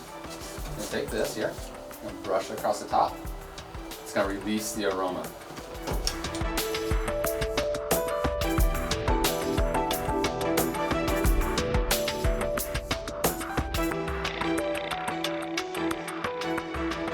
So sometimes you might smell things like fruity elements in some coffees and others you may not. So now we're going to take the coffee grounds off the top layer and then we're going to taste the coffee. So the next process is tasting. You're going to really slurp the coffee and you're going to try to spray it into the back part of your mouth where you're going to be able to smell and taste better than in the front part of your mouth. So it makes a loud sound, but you're going to have to slurp it hard.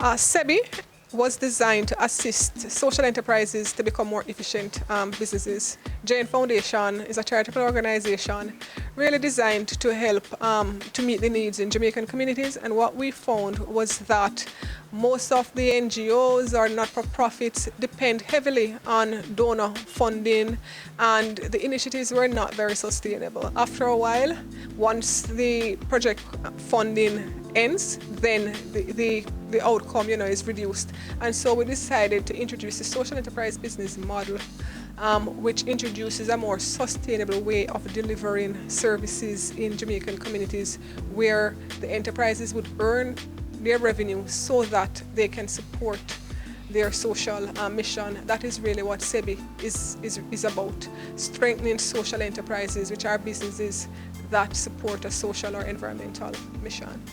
So last year you had a competition, DEFCON 1. Talk to us about if you will be having any projects this year. Last year we had our Pitch for Purpose competition, which targeted social enterprises. And, you know, we had a number of social enterprises competing for $1 million. As a matter of fact, we partnered with the Giselle Foundation in that competition. And DEFCON, Carlisle and Fabian went up and they did their presentation in sign language, and they impressed the audience, they impressed the judges, and they were selected as having really the best model at the time. They delivered really well. And this year really is a testament to the potential that DEFCON has in terms of their growth in employment, growth in revenue, growth in the kinds of partnerships that they have been forging with the private sector. And, you know, we did the competition last year. This year we're focusing on really helping a group of enterprises, 14 enterprises to be exact, in our Business Accelerator program. These enterprises have the potential to boost their revenue. And all our enterprises is not just about revenue, it's about the purpose of that revenue. For DEFCON, it is about engaging, equipping, and empowering persons from the deaf community. And that is what this event is really about, the Sip and Sign event that we're doing tonight.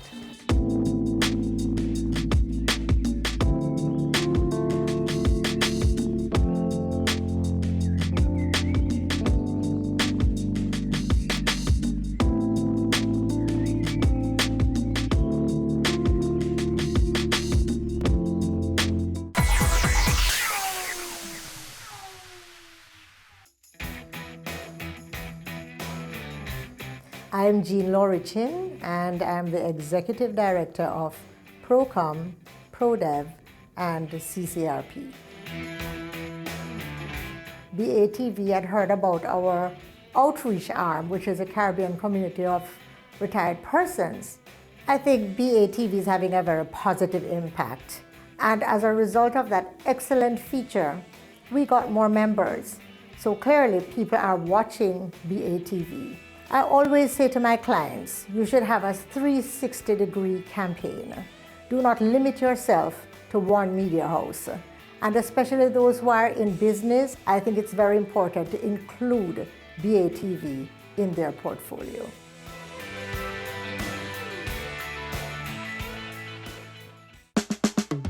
Caring Hands Season 3 continues to effect change in a changing environment. Many of us were raised by grandmothers, right?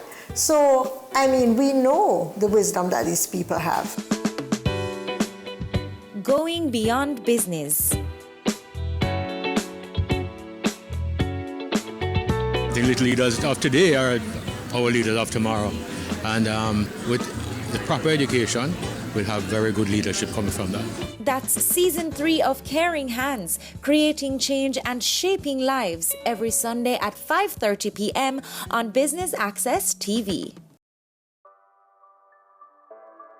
Sundays at 4:30 p.m. It's all about Home Sweet Home. Get your half-hour dose of the business of real estate, from laws and concepts to reality, building, buying, or renting. Or what about trends in decor or renovations? Home Sweet Home will keep you up to date. Have you seen it? It's BATV Live. Live streams of business news weekdays at 7:30 p.m. Stay on point Thursdays at 8 p.m. with our Business Current Affairs show. And Weekend Business Report Saturdays at 7:30 p.m. wherever you are. Log on to our Facebook page at Business Access TV or visit our website at batvja.com. Live and at your fingertips. Business Access TV, serious about business.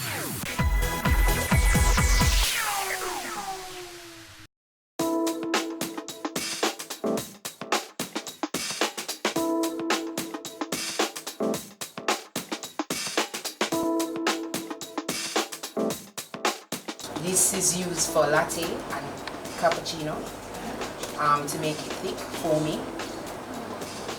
The cappuccino is a little bit more thick than the latte in terms of the quality and foam.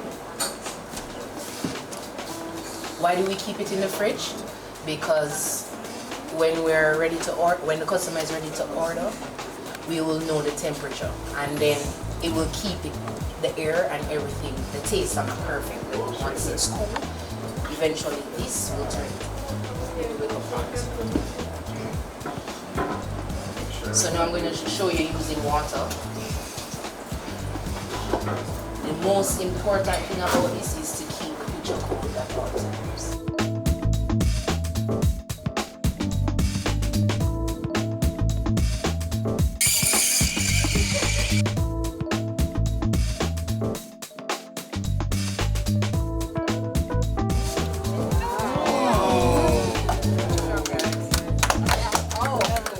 It was very good. The coffee was so good, the pastry excellent, and then to know that persons are deaf and can do all these things, it is a good experience.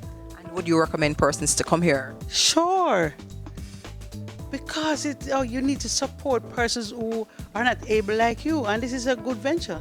Today was awesome. I am leaving here empowered. I've learned so much today. We went through this fabulous session where we learned to say some words and communicate in sign language. And then we had these 2 sessions where we learned how to make latte, and then we learned about cupping and smelling and roasting and different types of scents and flavors. And it really struck me that here was an establishment where I could go and learn something, and it's not necessarily that you couldn't just walk into any establishment in Jamaica and somebody would teach you what it is that they do. I've never had that experience, so it really struck me that how empowering it was for me.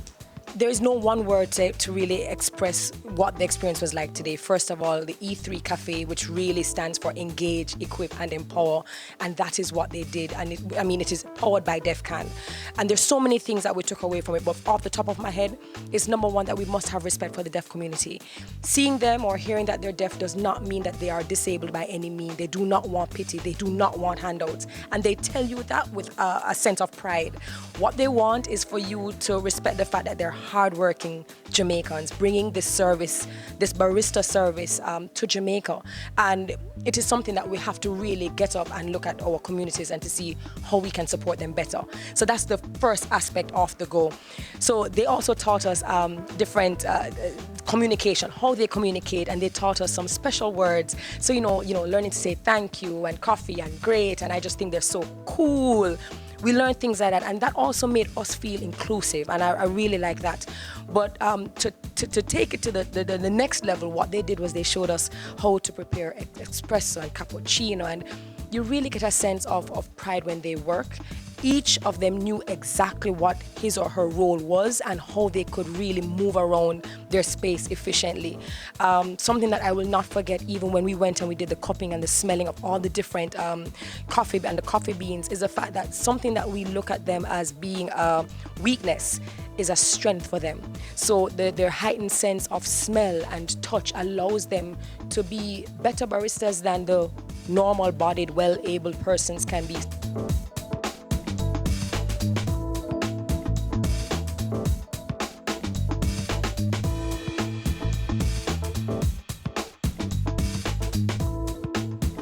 What has your experience been? What's your impression overall of the Sip and Sign? Excellent, really good. The E3 Cafe is another revenue generation area for DEFCAN, where they have a really nice cafe that offers great service, great coffee, great pastry, and they want to open it up to the public to schedule meetings, do trainings here. They have the facility here, and today it's about introducing persons to the DEFCAN experience, where they enjoy the food here and also learn the very basics of sign language. So that is really the Sip and Sign, and we have specially invited persons who we really want to influence booking of events and really tap into their own networks to boost business for DEFCAN. And finally, building a strong and independent social enterprise sector requires many different stakeholders. Have you been receiving further partnerships? Definitely. SEBI does not just focus on the enterprise. Yes, we do have a business accelerator now coming from 2 stages of incubator programs. And that is really about proving that the business model can work. But the business model alone would not be enough. It's not enough to ensure that the enterprises survive beyond 5 years or so on. They require an enabling business environment, an entire ecosystem. That is why we worked on getting social enterprise included in national policy. So the revised MSME and entrepreneurship policy now includes social enterprise. And as a result, you see several other organizations really including the social enterprise model as a tool for development. So on the policy side, social enterprise has been included. In terms of building out that community of support for social enterprise, the network is growing. And we saw where we staged 2 summits and had over 500 participants, which shows that people are interested. But everybody has a role to play. The enterprises really need capacity building, capacity strengthening. SEBI has done that through the Business Accelerator and Incubator programs. And everyone in their ordinary space can really create a positive impact on social enterprise. You do that by using the power in your purchase. Every time you buy from a social enterprise, you not only satisfy your own need, but you help the social enterprise to increase their impact, to deliver greater service to the communities that they serve. And what is unique about social enterprises is that they serve marginalized, often vulnerable communities. So we say to the entire Jamaica, choose to buy from social enterprises. SEBI created a unique buy social trademark, which identifies social enterprise. So when you see that buy for good, buy social trademark, use the power in your purchase to really support social enterprises.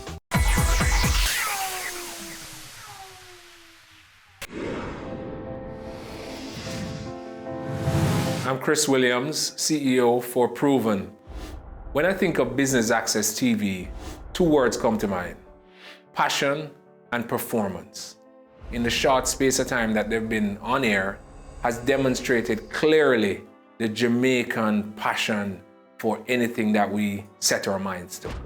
They have approached television in the most creative and dynamic way, and I'm proud to see how this young station has evolved. In terms of performance, they back up what they say they're going to do. All their programs, all their packages, all their promotions are efficiently and effectively executed.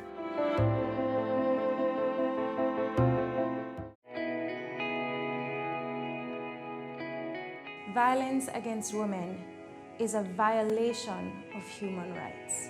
Its impact ranges from immediate to long-term physical, mental, and sexual consequences, sometimes resulting in death. It negatively impacts women's general well-being and can prevent us from fully participating in society.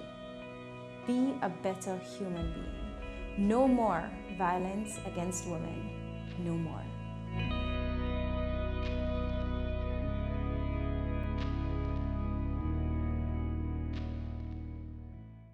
They say it takes a village to raise a child, but the world will one day need the leadership of that child. The time you spend with your child matters. It stimulates their minds and shapes the way they act. Talk with your children. Help them to better understand the world around them and to value what is truly precious. Above all, the most valuable gift you can give them is love. Play, talk, teach, love. Take the time. It makes all the difference. A message from the Parenting Helpline and Ad Council Jamaica.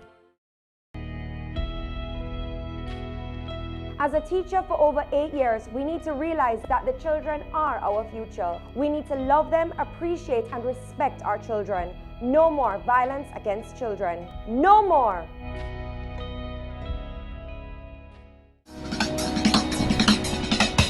Cameo brings the creative industries to life. Highlighting creatives in different fields each week. Art. My life turns art. I breathe, I eat art. Fashion. Food. without a customer, we're nothing but four walls. Music. Film. Cameo. Only on Business Access TV.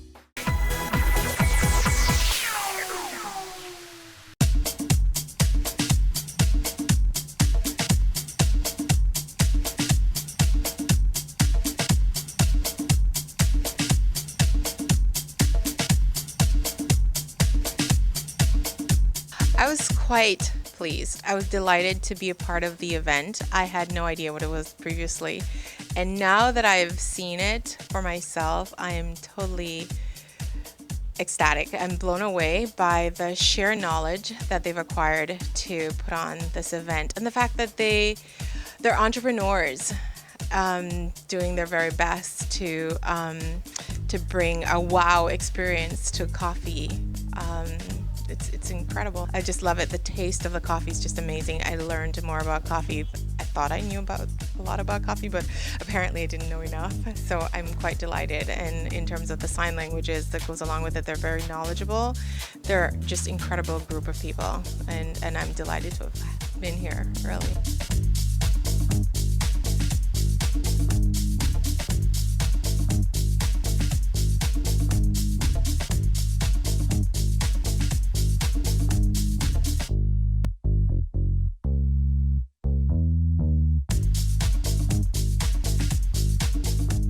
I thought it was great. It was very insightful, and a lot of information was shared. I've known DEFCAN for 2 years, and I brought my students here, and even that time we didn't do any signing. So that was really interesting. It was interesting to see how complex it is and simple at the same time, and the whole event was very nice. It was interesting. Well, I too think it was awesome. I think that I've learned so much here, not only about the deaf experience, but also coffee. And I'm associated with 2 schools off the Mountain View Avenue. And I know that in both schools, one is a basic school, one is a prep school, kinder prep school. And we teach sign language in both the schools. And being here, I feel that the Ministry of Education should really consider making sign language mandatory in our educational curriculum, so that we all can communicate with everybody. And so this has really opened my eyes, and I hope many people come to this wonderful cafe and experience this. It's easy to get to, and it's very central, and I really recommend it. I will recommend it to many, many people. Last year, DEFCAN won the SEBI Pitch for Purpose competition, and you have now transitioned to the accelerator phase. Talk to us about that. So everything that we've been learning through the SEBI program the last 2 years, like financial management, how to invest our money, how to cost things properly, we're applying that to our business. So we did that in the Pitch for Purpose competition. We applied what we learned, had our vision, had our purpose, what we wanted to achieve through it. And we were a little bit nervous during the competition ourselves, not really sure that we would win. We honestly didn't expect to win first place, but we did. We won the top prize of $1 million, and we used that to invest in a bus. That bus is branded, and so everywhere we drive, it's sharing our message and it's marketing our company. We had an older bus, but it was not nearly as good, and the new bus now really helps us to market ourselves, helps us to go to more events, and really has helped us develop our business, because through those events, more people found out about us, and through that we got more partnerships. So the money we earn through the monthly events that we do at different places, that helps us to grow our business. And then that spread to the more partnerships. So we're at several different cafes and coffee shops across the island now, and it really has helped our business to grow. And how was your experience this evening at the Sip and Sign? Oh, it really felt so good. We've never had so many people come here at one time, and we really like to advocate with the rest of Jamaica to know what we're doing. What happens next?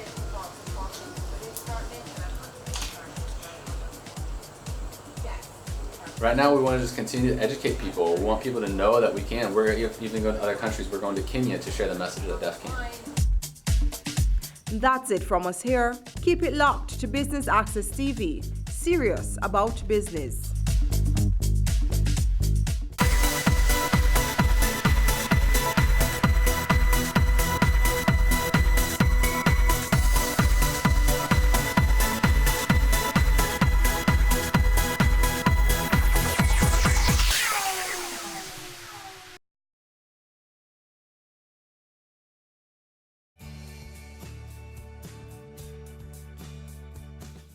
The Jamaica Stock Exchange wishes to help to develop the social sector.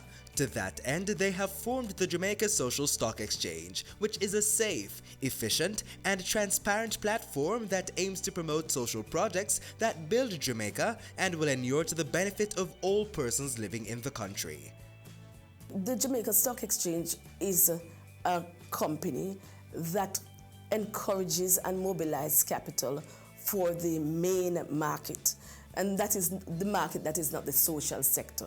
Now, the Jamaica Social Stock Exchange is really geared towards the social sector to help to solve social problems in the field of health, education, about children, environment. Those are some of the things that we consider social problems. And so it is to mobilize the capital, allow persons who have a desire to invest in a social good, to invest in the social stock exchange. It is designed in two parts. In phase one, where we look at social investment, and phase two, where we look at social impact investment. Now, in phase one, really what we are saying is it is donation. An organization will have a social issue and design it into a project or a program and invite Jamaicans or persons within the diaspora or the entire world to fund this program.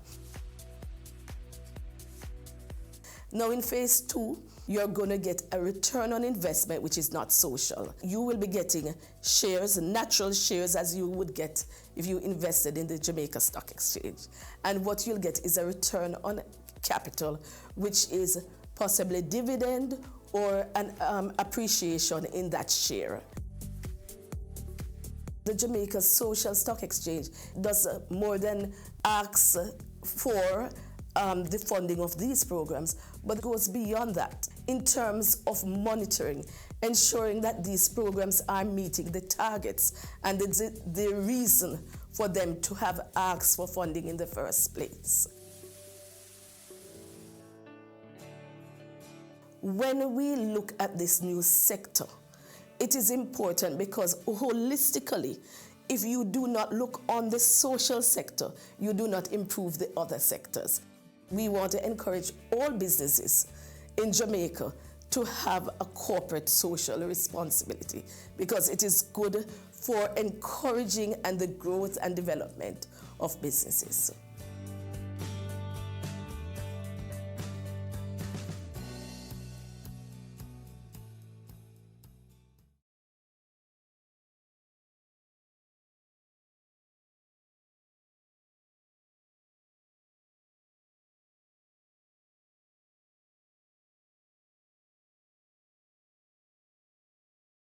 Have you seen it?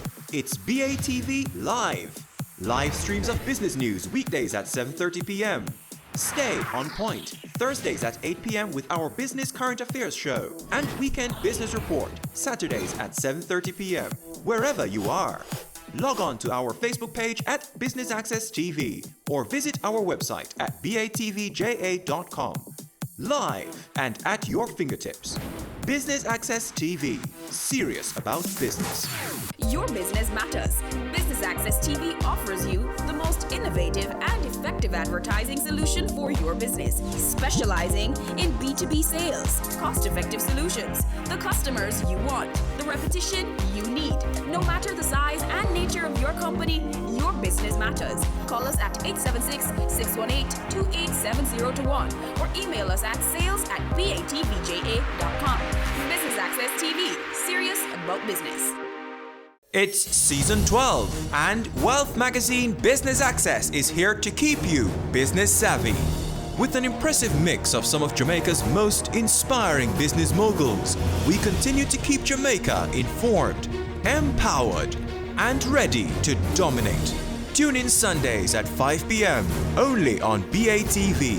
You're watching Business Access. Business Access. Business Access. Business Access TV. Serious about business.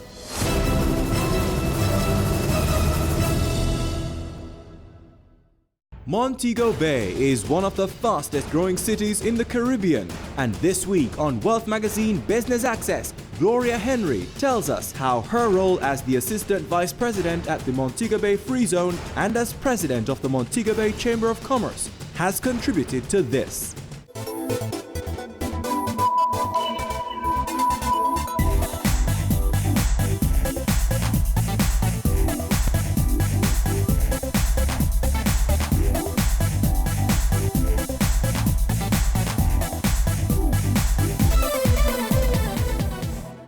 I'm Gloria Henry, Assistant Vice President with the Port Authority of Jamaica with responsibility for the Montego Bay Free Zone, and I'm also President of the Montego Bay Chamber of Commerce and Industry.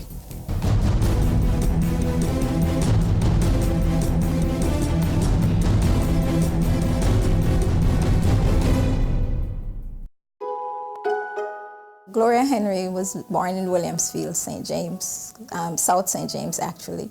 The part of a family of 9 children who was really shaped in a rural setting with a very urban mindset. She's a very determined, very competitive, very focused, very driven person. And those are characteristics that have been built up over the years, mainly coming from her childhood. So my childhood was very simple, a very simple one. 9 children from my parents. I was in the middle. 5 older siblings, 3 younger siblings. Poor rural community. We didn't have much in terms of entertainment, but what we have were very strict parents whose principles were constantly being taught in the home. Principles of discipline, honesty, hard work, education. We didn't have television, but we were taught to read, and we had to actually be involved in like a school setting in the home. So my father, on a Sunday evening when most children were out playing, we had to read the Bible, and we had to, explain what we understood, what we learned from reading. We were taught to help one another, to be involved in one another's lives. So the older siblings would take care of the younger ones, and when it was my turn, I had to take care of the younger ones, of course. And my parents weren't rich, actually they were poor, but we didn't know that because there was so much love and there was so much, we were taught to be satisfied with whatever was provided and to be creative in satisfying our needs. So we weren't taught to be excessive or to desire what we didn't have, basically.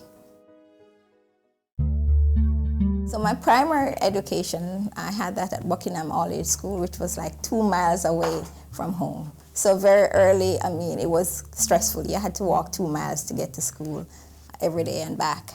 And it was one of those settings. I went to school when I was 6 years old, so I didn't have basic school.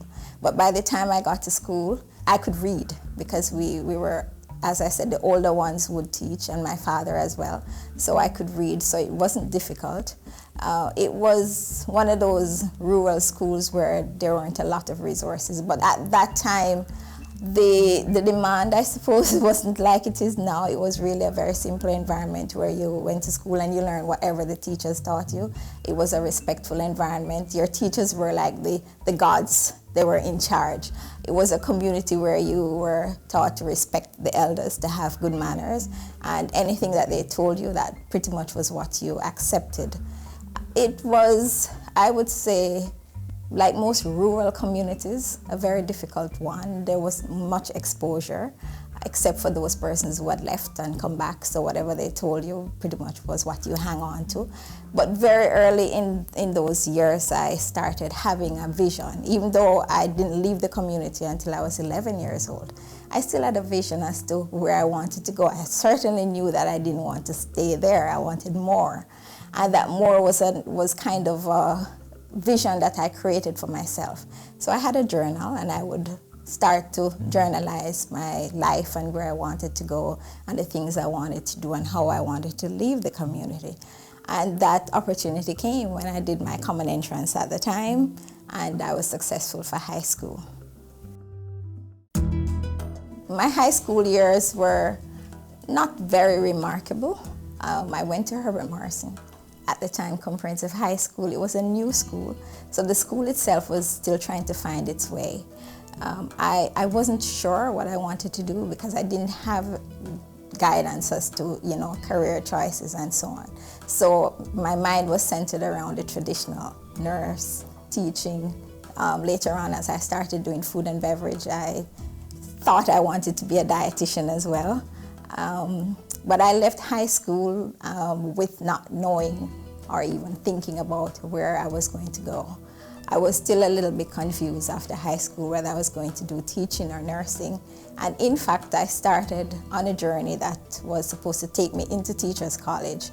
And I remember going to do the exam at the Teachers College one day, and teachers were in the square of Montego Bay, Sam Sharp Square, demonstrating for more pay. And I said to myself, no, I don't think this is what I wanted to do. So I ran into a colleague, a former classmate, a few weeks before, and she told me she was studying business.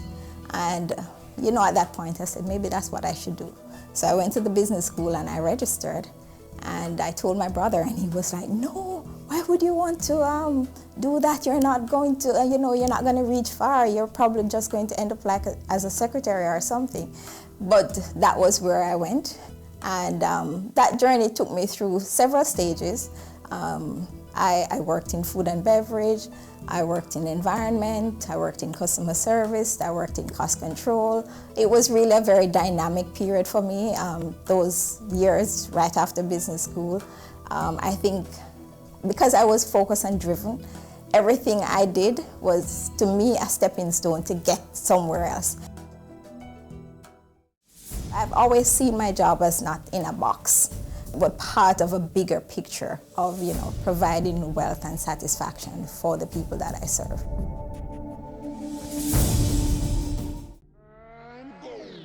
Career Moves has always explored interesting careers, highlighting all you may not have known about them. This season is no different. Coming back to Jamaica, everyone's like, fizzy what? Fizzy who? When you find a bright boy or girl in the class and people say, what are you going to be? The parents say, you have to go be a doctor, you have to go be a lawyer. Nobody says you have to go be a politician. Let me see your hands! Tune in Tuesdays at 8 p.m. on Business Access TV. The Good Life, your trusted source for useful health and wellness information, lifestyle tips for the mind, body, and soul.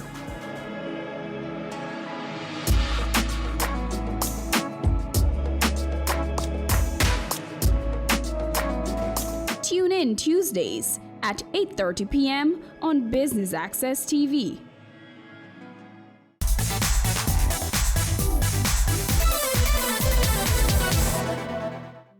My first real solid job was in environment. We had a project that we were implemented, and I was part of a team that implemented Jamaica's first site-specific marine protected area. And I got involved in every aspect of it, from the environmental protection to the administrative support work, which is what I was doing in the office, to the community relations aspect of it, dealing with the public, understanding the legal framework, and that helped to create a very rounded person. That was when I started looking at wealth and my own personal finances and how I could get involved, and started learning about stock trading and, building a wealth portfolio for myself. And I decided that perhaps I needed to learn more. So I went and learned accounting and economics, and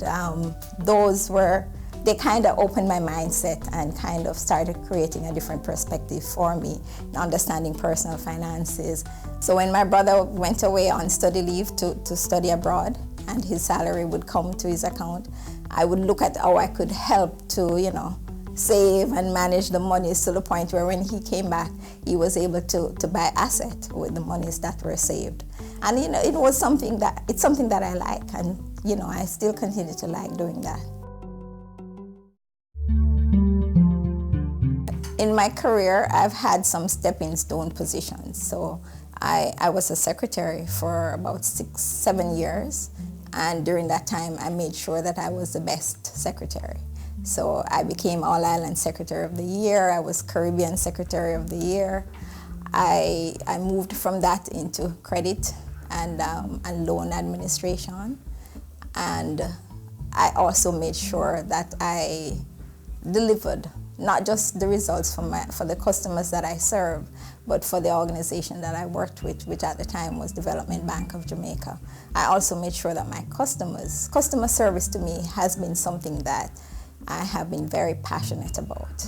I treat a customer the way I would want to be treated, and I am a very picky customer. I'm not very easy to get satisfaction. And so I would try to understand the needs of the customers and would try to ensure that those are satisfied.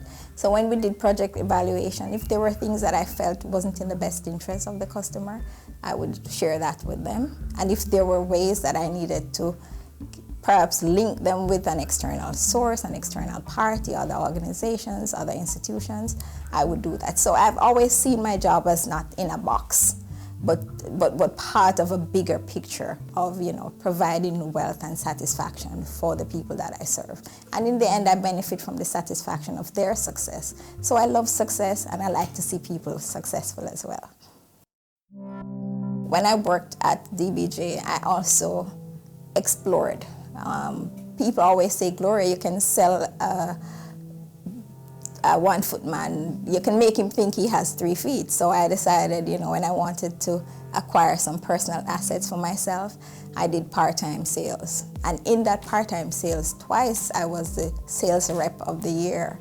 And it was financial services that I was selling. So I decided to pursue the Jamaican securities course. And I did very well. I was one of the top students, and I was offered 3 job opportunities, one with a financial institution, one with an insurance company. And there was one that I applied for at the Montego Bay Free Zone.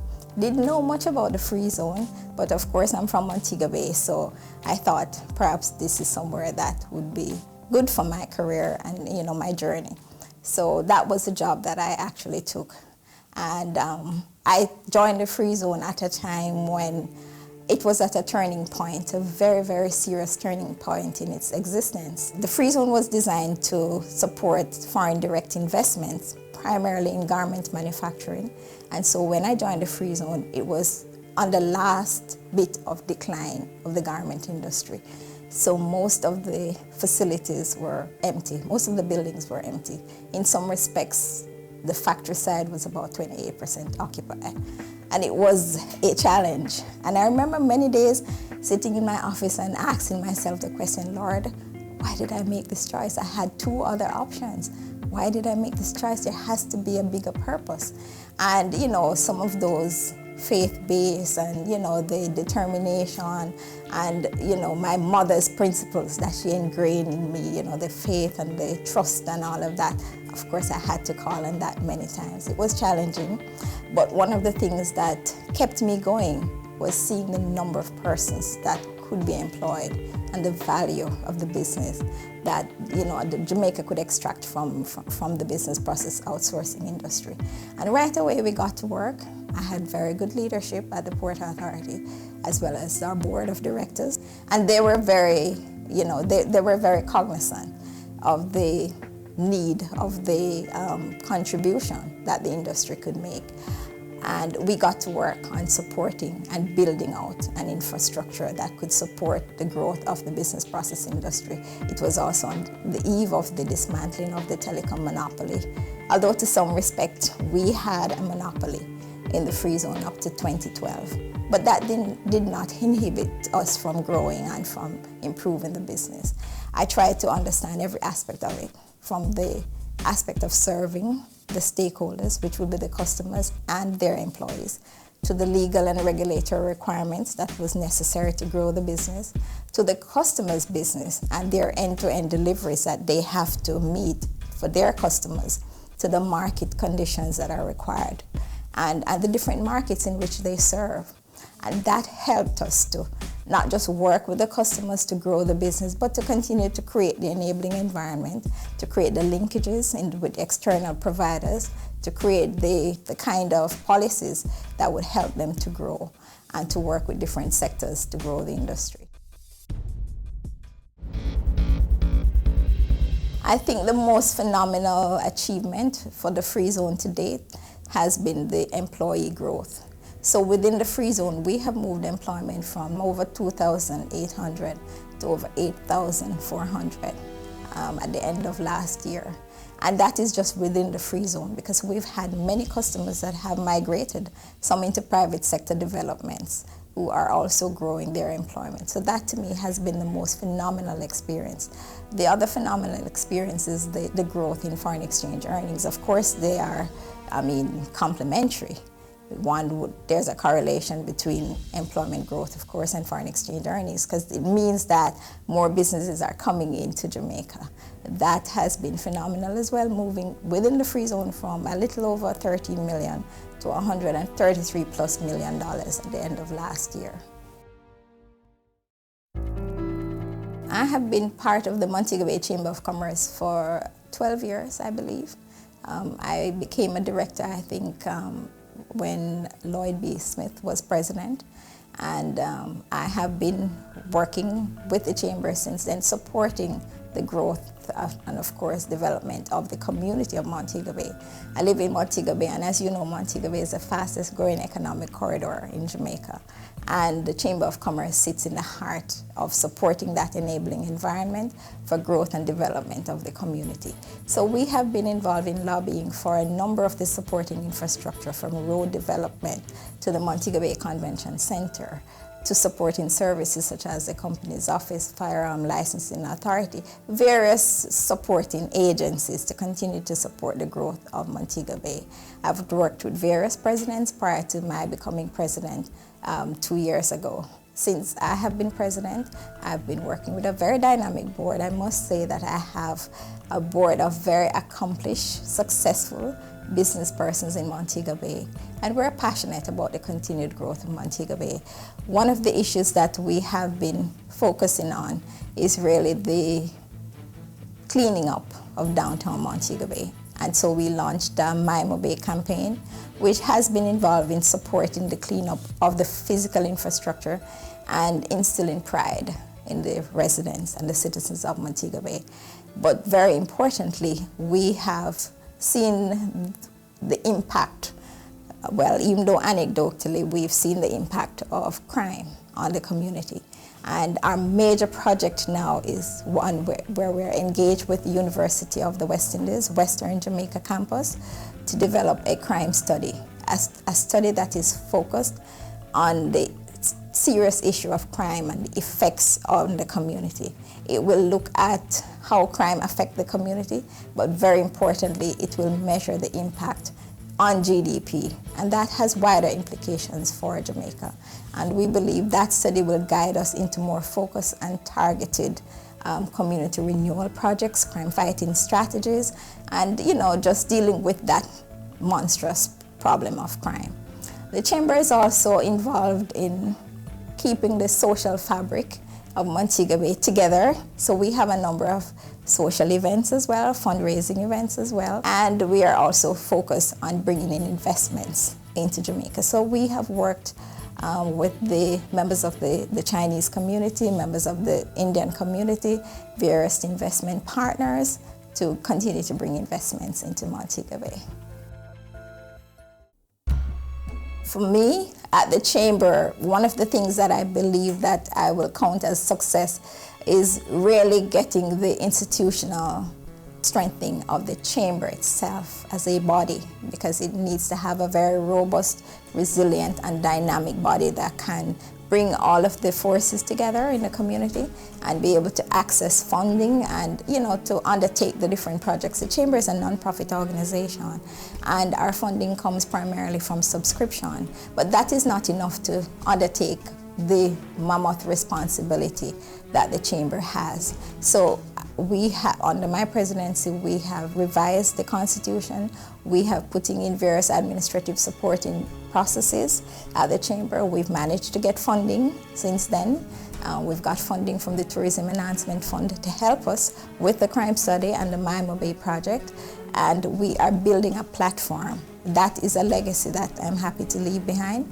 We're building a platform for Invest Montego Bay, which will connect business people in Montego Bay, investors, developers, with investors from overseas.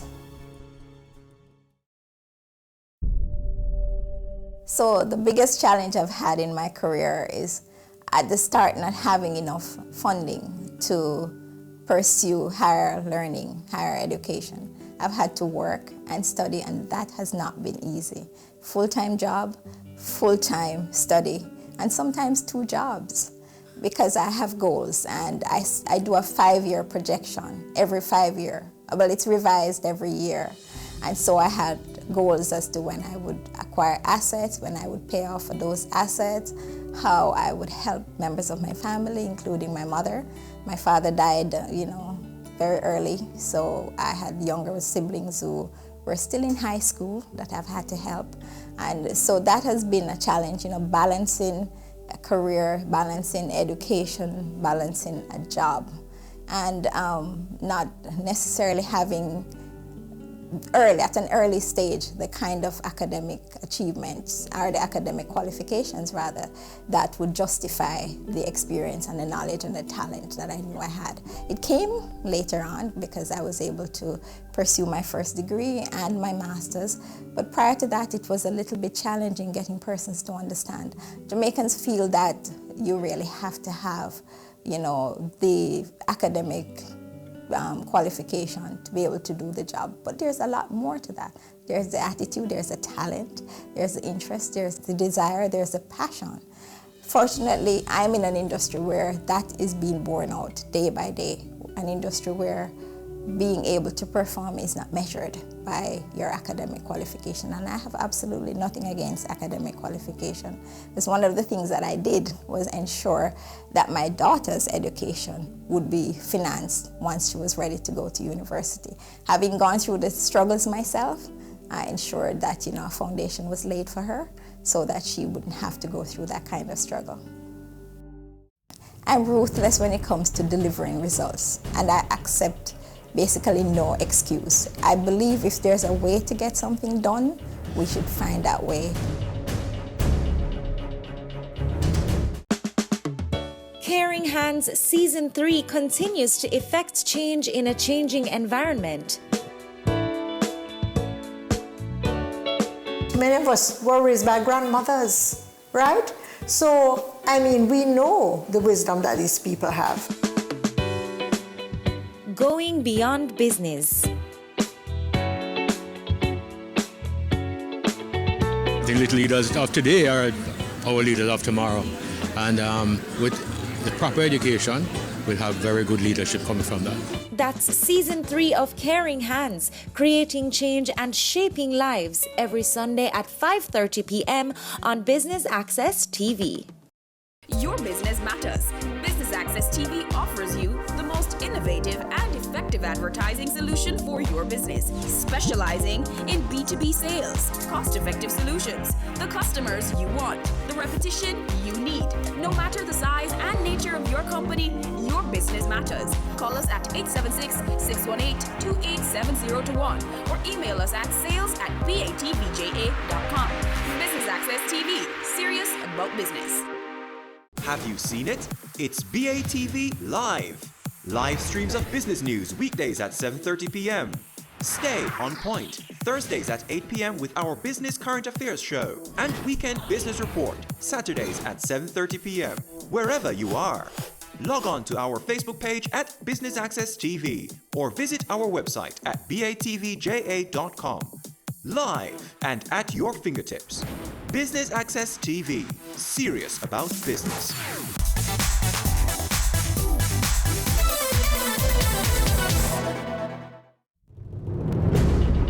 So I have always wanted to have my own business. And so every job that I've had, so I have not started my businesses yet, per se, but every job that I've had, I have treated it as if it were my own business. So I'm passionate about the bottom line, about delivering value to the customers, delivering value to the owners of the business. I'm constantly measuring the success and looking at different success quotient and how I can change that and how I can optimize that and how I can exceed the value that I delivered the year before. So I am very competitive with myself and my own performance. I do a lot of self-examination. And once a year, I put myself into a retreat mode, my mind, body, and spirit, I call it. And I re-examine myself, I re-examine my successes, I re-examine what I've delivered, and I look at where I can improve. So for me, it's a lifetime of continuous improvement. And I've tried over the years, more recently than before, to balance that with a deep connection and a deep spiritual connection with God. I think the biggest misconception that people have about me is that I'm tough and difficult to get along with. I'm ruthless when it comes to delivering results, and I accept basically no excuse. I believe if there's a way to get something done, we should find that way and get it done. So persons who work with me, whether it's a voluntary effort or an effort for pay, they know that about me, that if I say something is to be delivered and it can be delivered, it should be delivered. I'm very uncompromising when it comes to quality and excellence, because those are some of the hallmarks that I use as measurement. So, as I say, I'm ruthless when it comes to success and delivering results, because I think that if a way can be found, there should be no excuse. I don't make excuses, and I don't believe in making excuses. So I actually started a charitable organization that raised funds for the Cornwall Regional Hospital. We actually created visibility around the need for proper equipment for cancer care in Jamaica. And we were very instrumental in getting interest from not just in Jamaica, but within the diaspora to help, and the attention and support of the government, the National Health Fund, which eventually bought a linear accelerator for Cornwall Regional Hospital. We raised the first set of seed funding that could help the hospital in purchasing the linear accelerator. And we're continuing with that foundation towards cancer care. I've had many relatives, including my father, who have died from cancer. And I've seen the devastation that cancer can have on the family and on the patient themselves. Because the machines that we have in Jamaica up to date that treat patients for cancer are really very obsolete and outdated. And having learned that, I decided that was one of the projects that I would give my attention. And to date, we've managed to put together a group of persons who have helped, and we will continue to help to create visibility and to help persons who are unable to afford cancer care in Jamaica.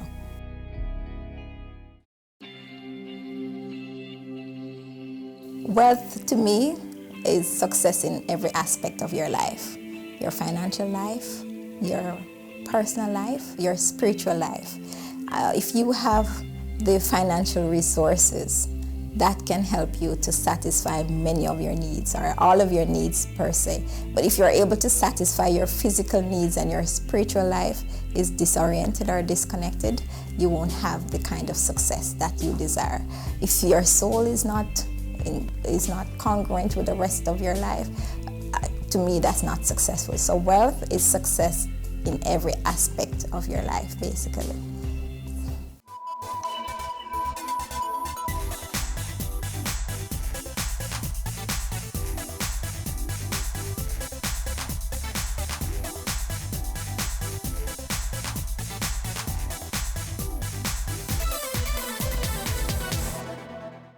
Business current affairs you can relate to.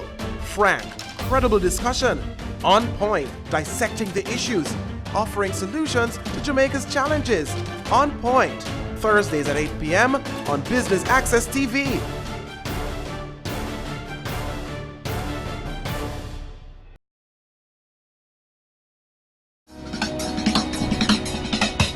Cameo brings the creative industries to life.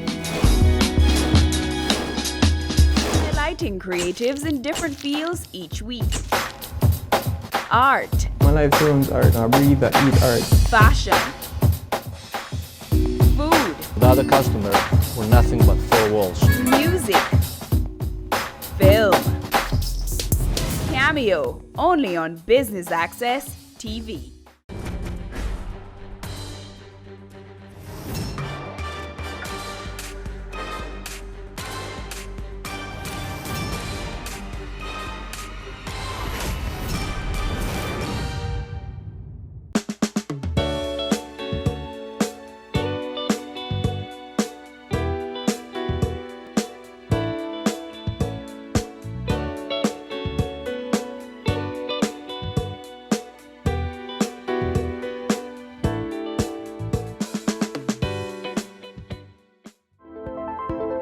The Digicel Foundation's Face of Change competition was launched earlier this year to highlight the work of community organizations across Jamaica. This week on Caring Hands, we introduce to you 3 of the competition's top 6 finalists. The 6th place finalist, the We Care to Share initiative, was born out of a desire to assist the residents of the Franklin Town community in Kingston, Jamaica.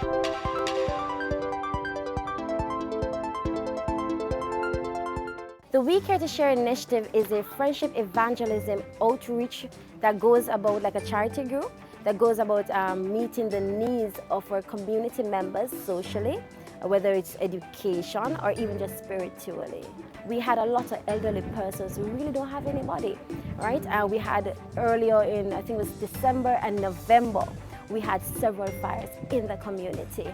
And what we actually did, we actually pitched in and said, let's rally up some stuff. Let's get some grocery. Let's get 1 and 2 beds donated to us to assist those persons. And certainly December was a fantastic moment for the We Care to Share initiative. We went out secretly, nobody knew we were going out, right? And we got a list from the community members, like they referred the older persons to us. And we're talking about persons who can't see. We're talking about persons who can't walk.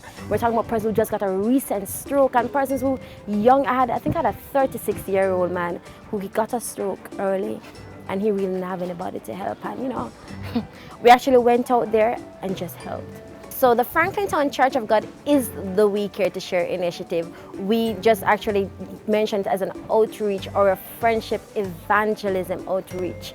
Now the good thing is that our volunteers come from the church. We're not going out there saying, hallelujah, come on, come to God and do all of this. We're saying, let us help you. Let us be there for you. And I think it makes a much better impact.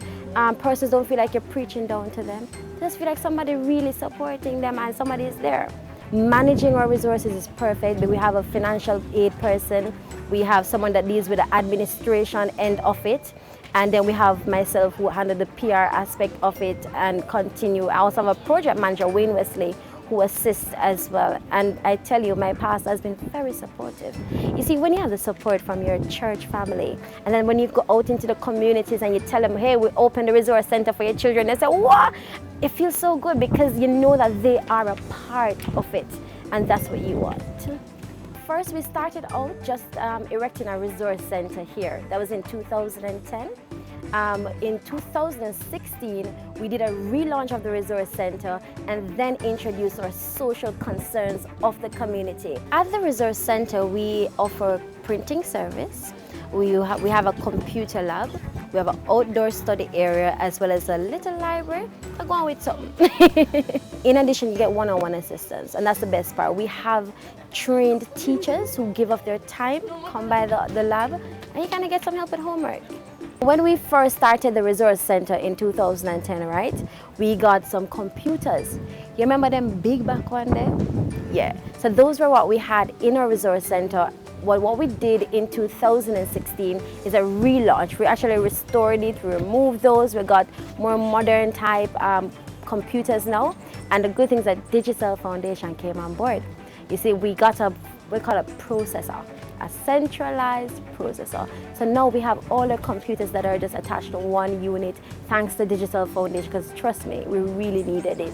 So when the Digicel Foundation publicized the Face of Change competition, we thought, why not?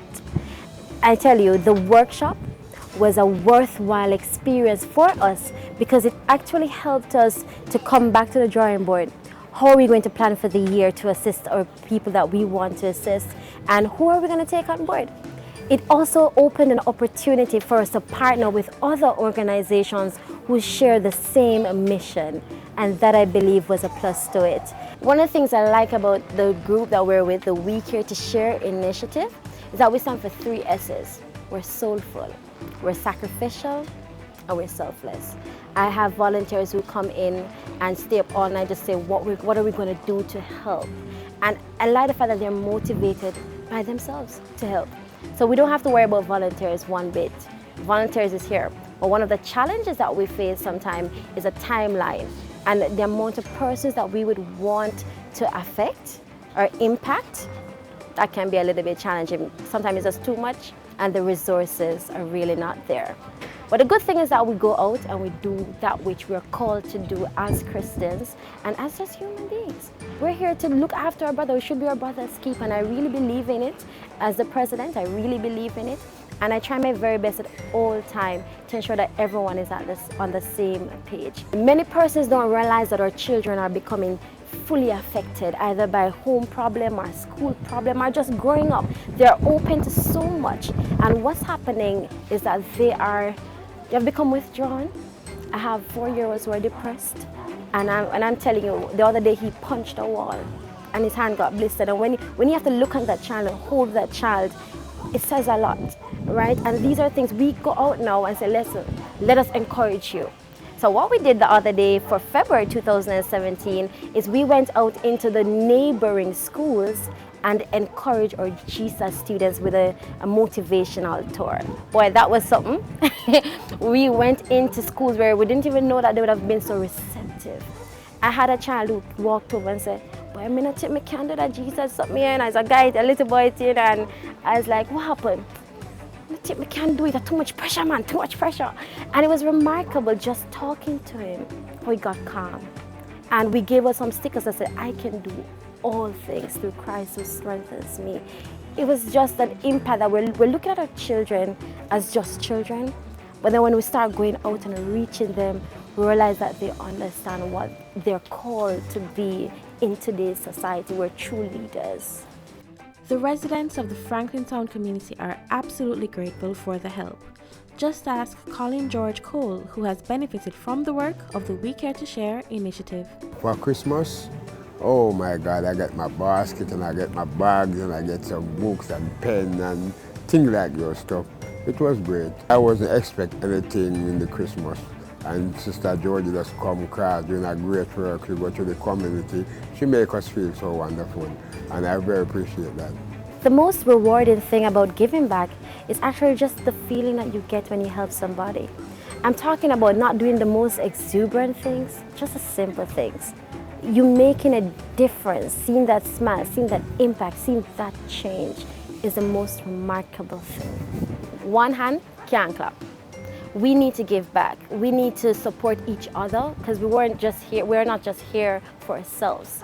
The world tends to be going on a selfie vibe. You see, when persons realize how important togetherness and unity is, we'll understand the necessity of supporting each other on a journey.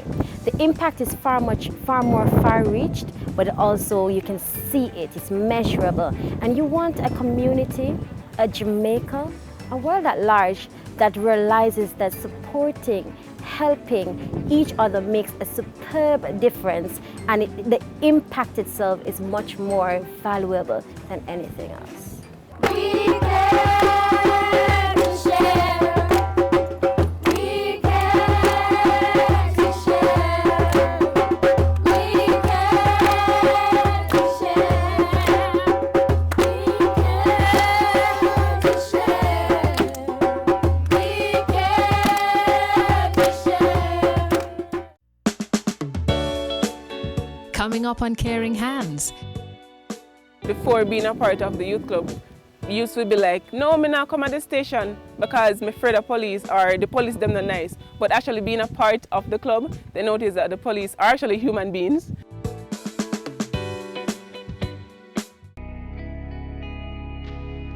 Our women are the backbone of our society. They deserve to be protected and respected. Domestic violence is not okay. Speak up and speak out. No more violence against women. We are back with another exciting, innovative and inspiring season. It takes a lot of stick-to-itiveness, being consistent and persistent in whatever you're doing. That's the bottom line. Business exists to add value to people's lives. And if we're not doing that, might as well lock down the store and just call it a day. It's a season 3 of Creating Wealth, Mondays at 8 p.m. on Business Access TV. Stay current and gain more information on the ever-evolving industry of real estate on Home Sweet Home, Sundays at 4:30 p.m. on Business Access TV.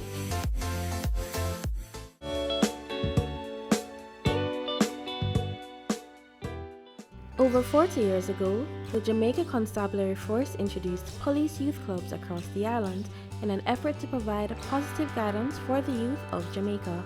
As a result, the 5th place finalists in the Digicel Foundation's Face of Change competition, the Christiana Police Youth Club, was started in Christiana, Manchester.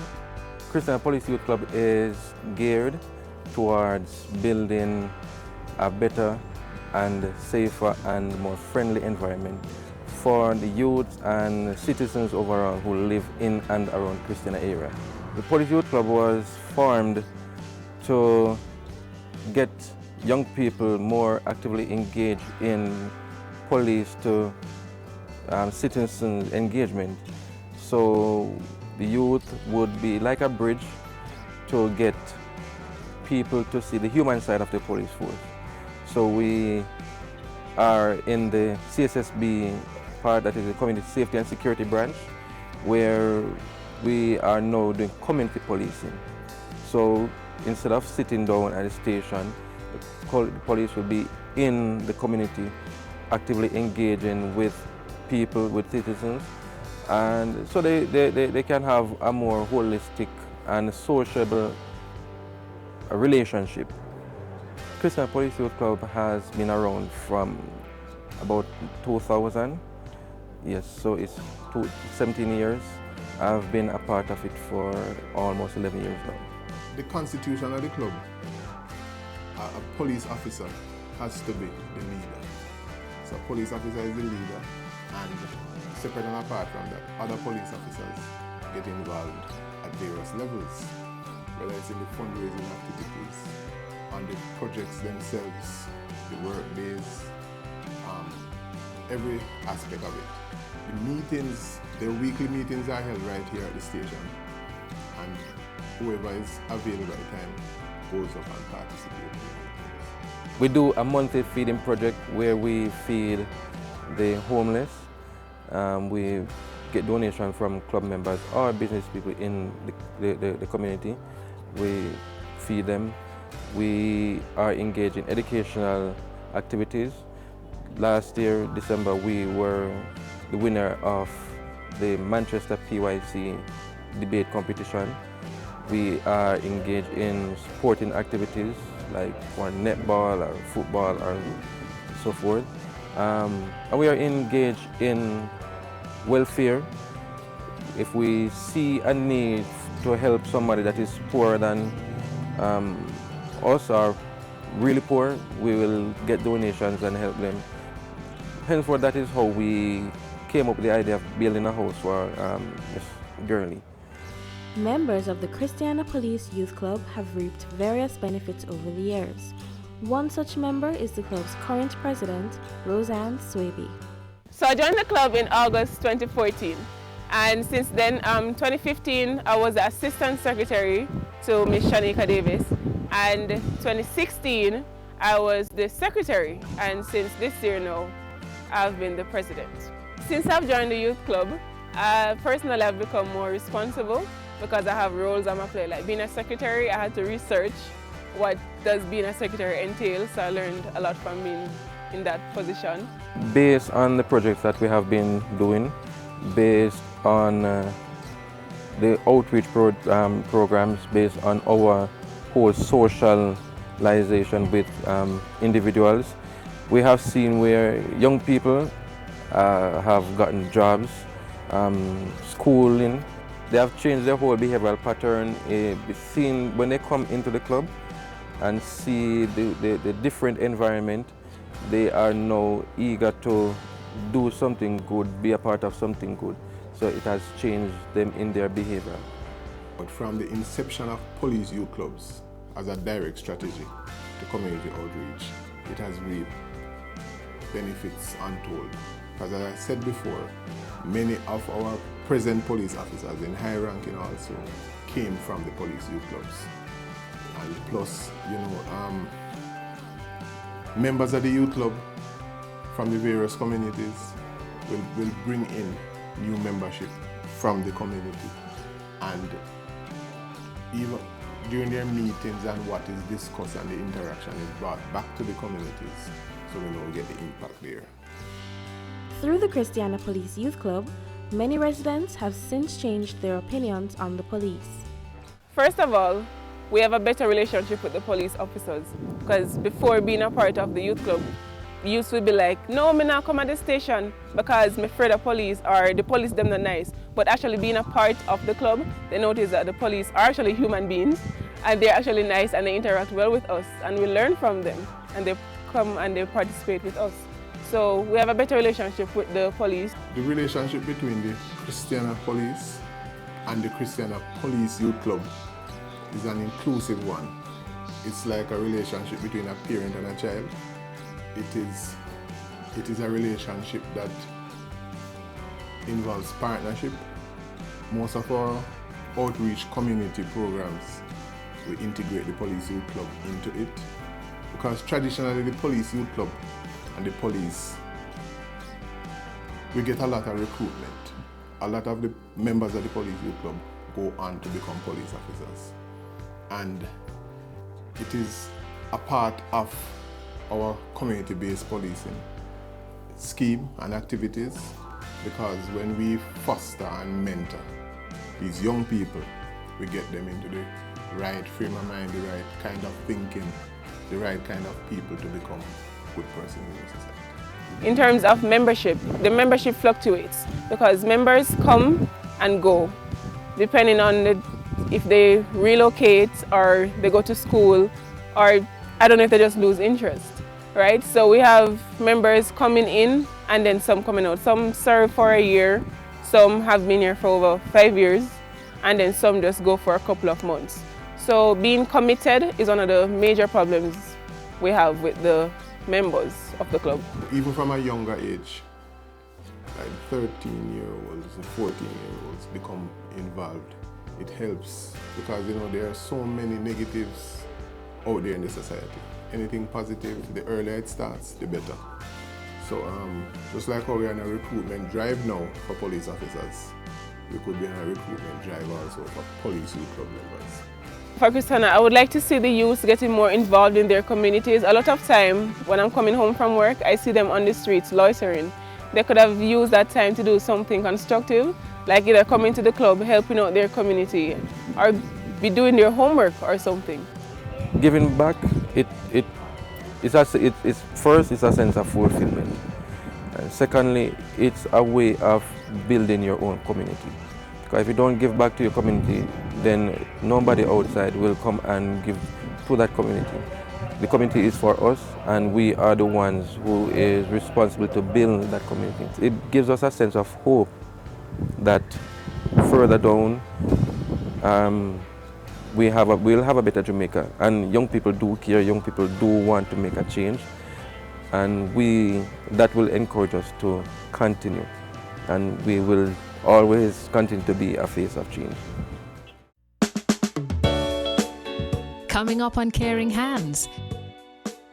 I thought at first it was just a ruse to get some money, Then I heard it was going to be, you want to feed some people homeless people he had seen on the street. Your business matters. Business Access TV offers you the most innovative and effective advertising solution for your business, specializing in B2B sales, cost-effective solutions, the customers you want, the repetition you need. No matter the size and nature of your company, your business matters. Call us at 876-618-2870 or email us at sales@batvja.com. Business Access TV, serious about business. Business current affairs you can relate to. Frank, credible discussion. On point, dissecting the issues. Offering solutions to Jamaica's challenges. On Point, Thursdays at 8 p.m. on Business Access TV.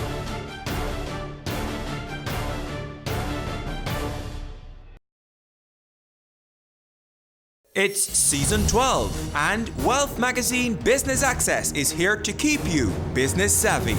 With an impressive mix of some of Jamaica's most inspiring business moguls, we continue to keep Jamaica informed, empowered, and ready to dominate.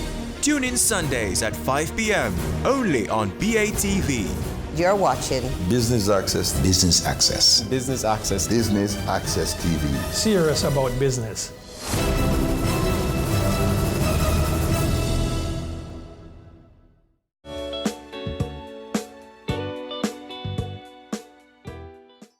Finishing in 4th place in the Digicel Foundation's Face of Change competition, the Feeding of the 5,000 is an organization that was started in 2012 by a then 17-year-old Jordan Bennett.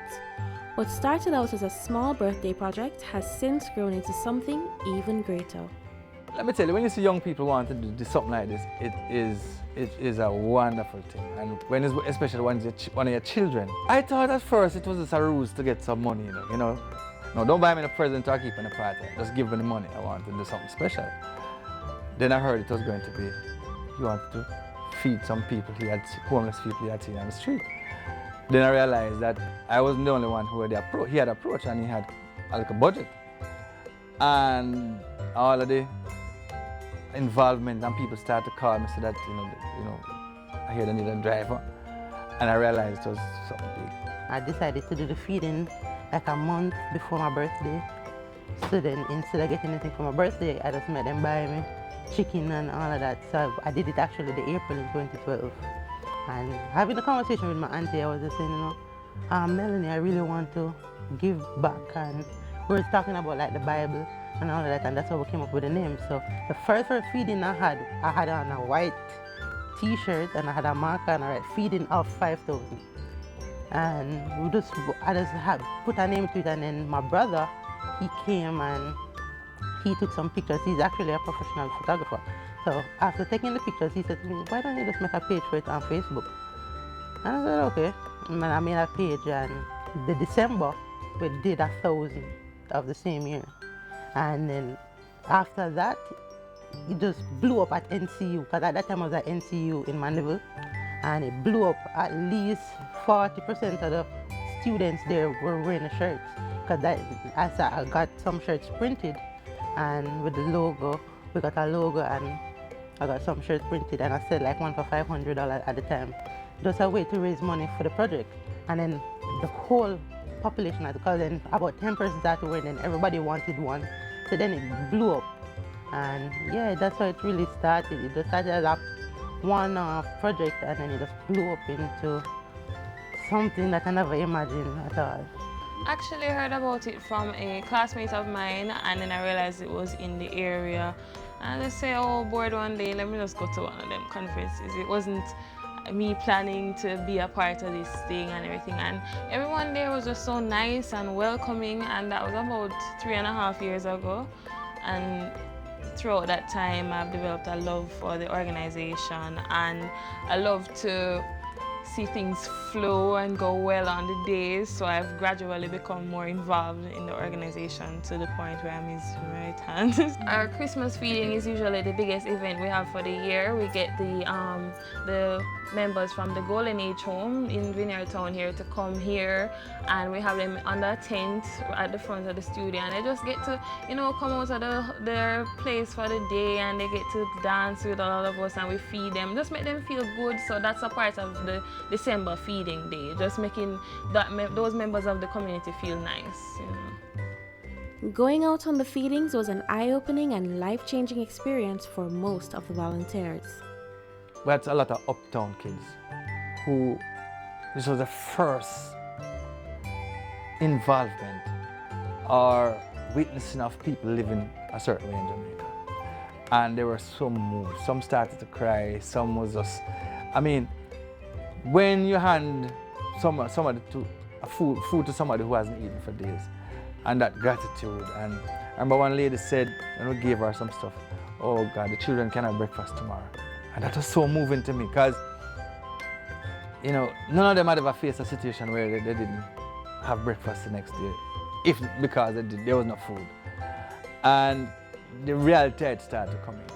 I feel like every time we have a feeding day or a grocery bag drive, and we go out there, it's like It's like almost like a cleansing of yourself and your being when you see these people being grateful for what you're giving them. You kind of forget about all the little things that have been bothering you about your life and all of that. It's just, you just feel renewed at the end of the day when you go home after this event. You just feel like lighter with all the burdens, the little problems in your life that are, you know, different for other people. Something that we maybe hope to develop with this organization and what the government should do is to help them, not just, you know, you have different organizations like ourselves, not just feed them, but give them something to stand on, you know, maybe start some trade, some skills or something. And there's some of them on the road that really do have mental issues. They're not just homeless, but they have mental issues. So I think the government needs to step up in that case. For anyone who has a desire to go into volunteerism, here's a bit of advice. My advice is to start it, just start it. Don't even think you have to be feeding 5,000. When we mentioned feeding at 5,000, we just took it out of the Bible. It was just a number. I mean, none of us had any idea that it would go on to 10,000. None of us. But just start it and don't be afraid to dream, because it costs the same amount to dream a small dream as a big dream. Just dream. And try and translate your dream into paperwork, something that somebody can read. Form an organization. I mean, it's a good way to start your business. Start a little business and get a team, get a committed team involving both children and parents. In other words, have different age represented on your team, because with age comes experience and knowledge. And luckily for him, he has people who will, you know, help him with the organizational stuff and things. He has teachers, persons who used to work in banks and stuff like that, and always is a person that many Jamaicans today, and just all around the world, are 1 or 2 paychecks away from being homeless. So you can't really think about, oh, they're homeless. Just walk past them. Even though it's kind of something that we used to know, because this homelessness is getting so popular in Jamaica. It is something that we used to seeing now, but that's something that I don't want my heart to get used to seeing. So, and that's why I really want to get some volunteers involved. And honestly, the volunteers get much more sometimes than persons who actually feed, because a lot of the volunteers who come with us end up going and starting their own foundation. Who I can't reach, they can. You know, and I always encourage them, because with charity, there's no competition. It's all about working together to do the greater good, which is to spread love in whichever form that is. For anybody that would like to come out and volunteer, or any sponsors that would like to help us in our endeavor to feed more people, please contact us. We would love it so much, and we'd be so grateful, and you'll be helping our nation. Join us next week for another episode of Caring Hands as we share with you the top 3 finalists in the Digicel Foundation's Face of Change competition.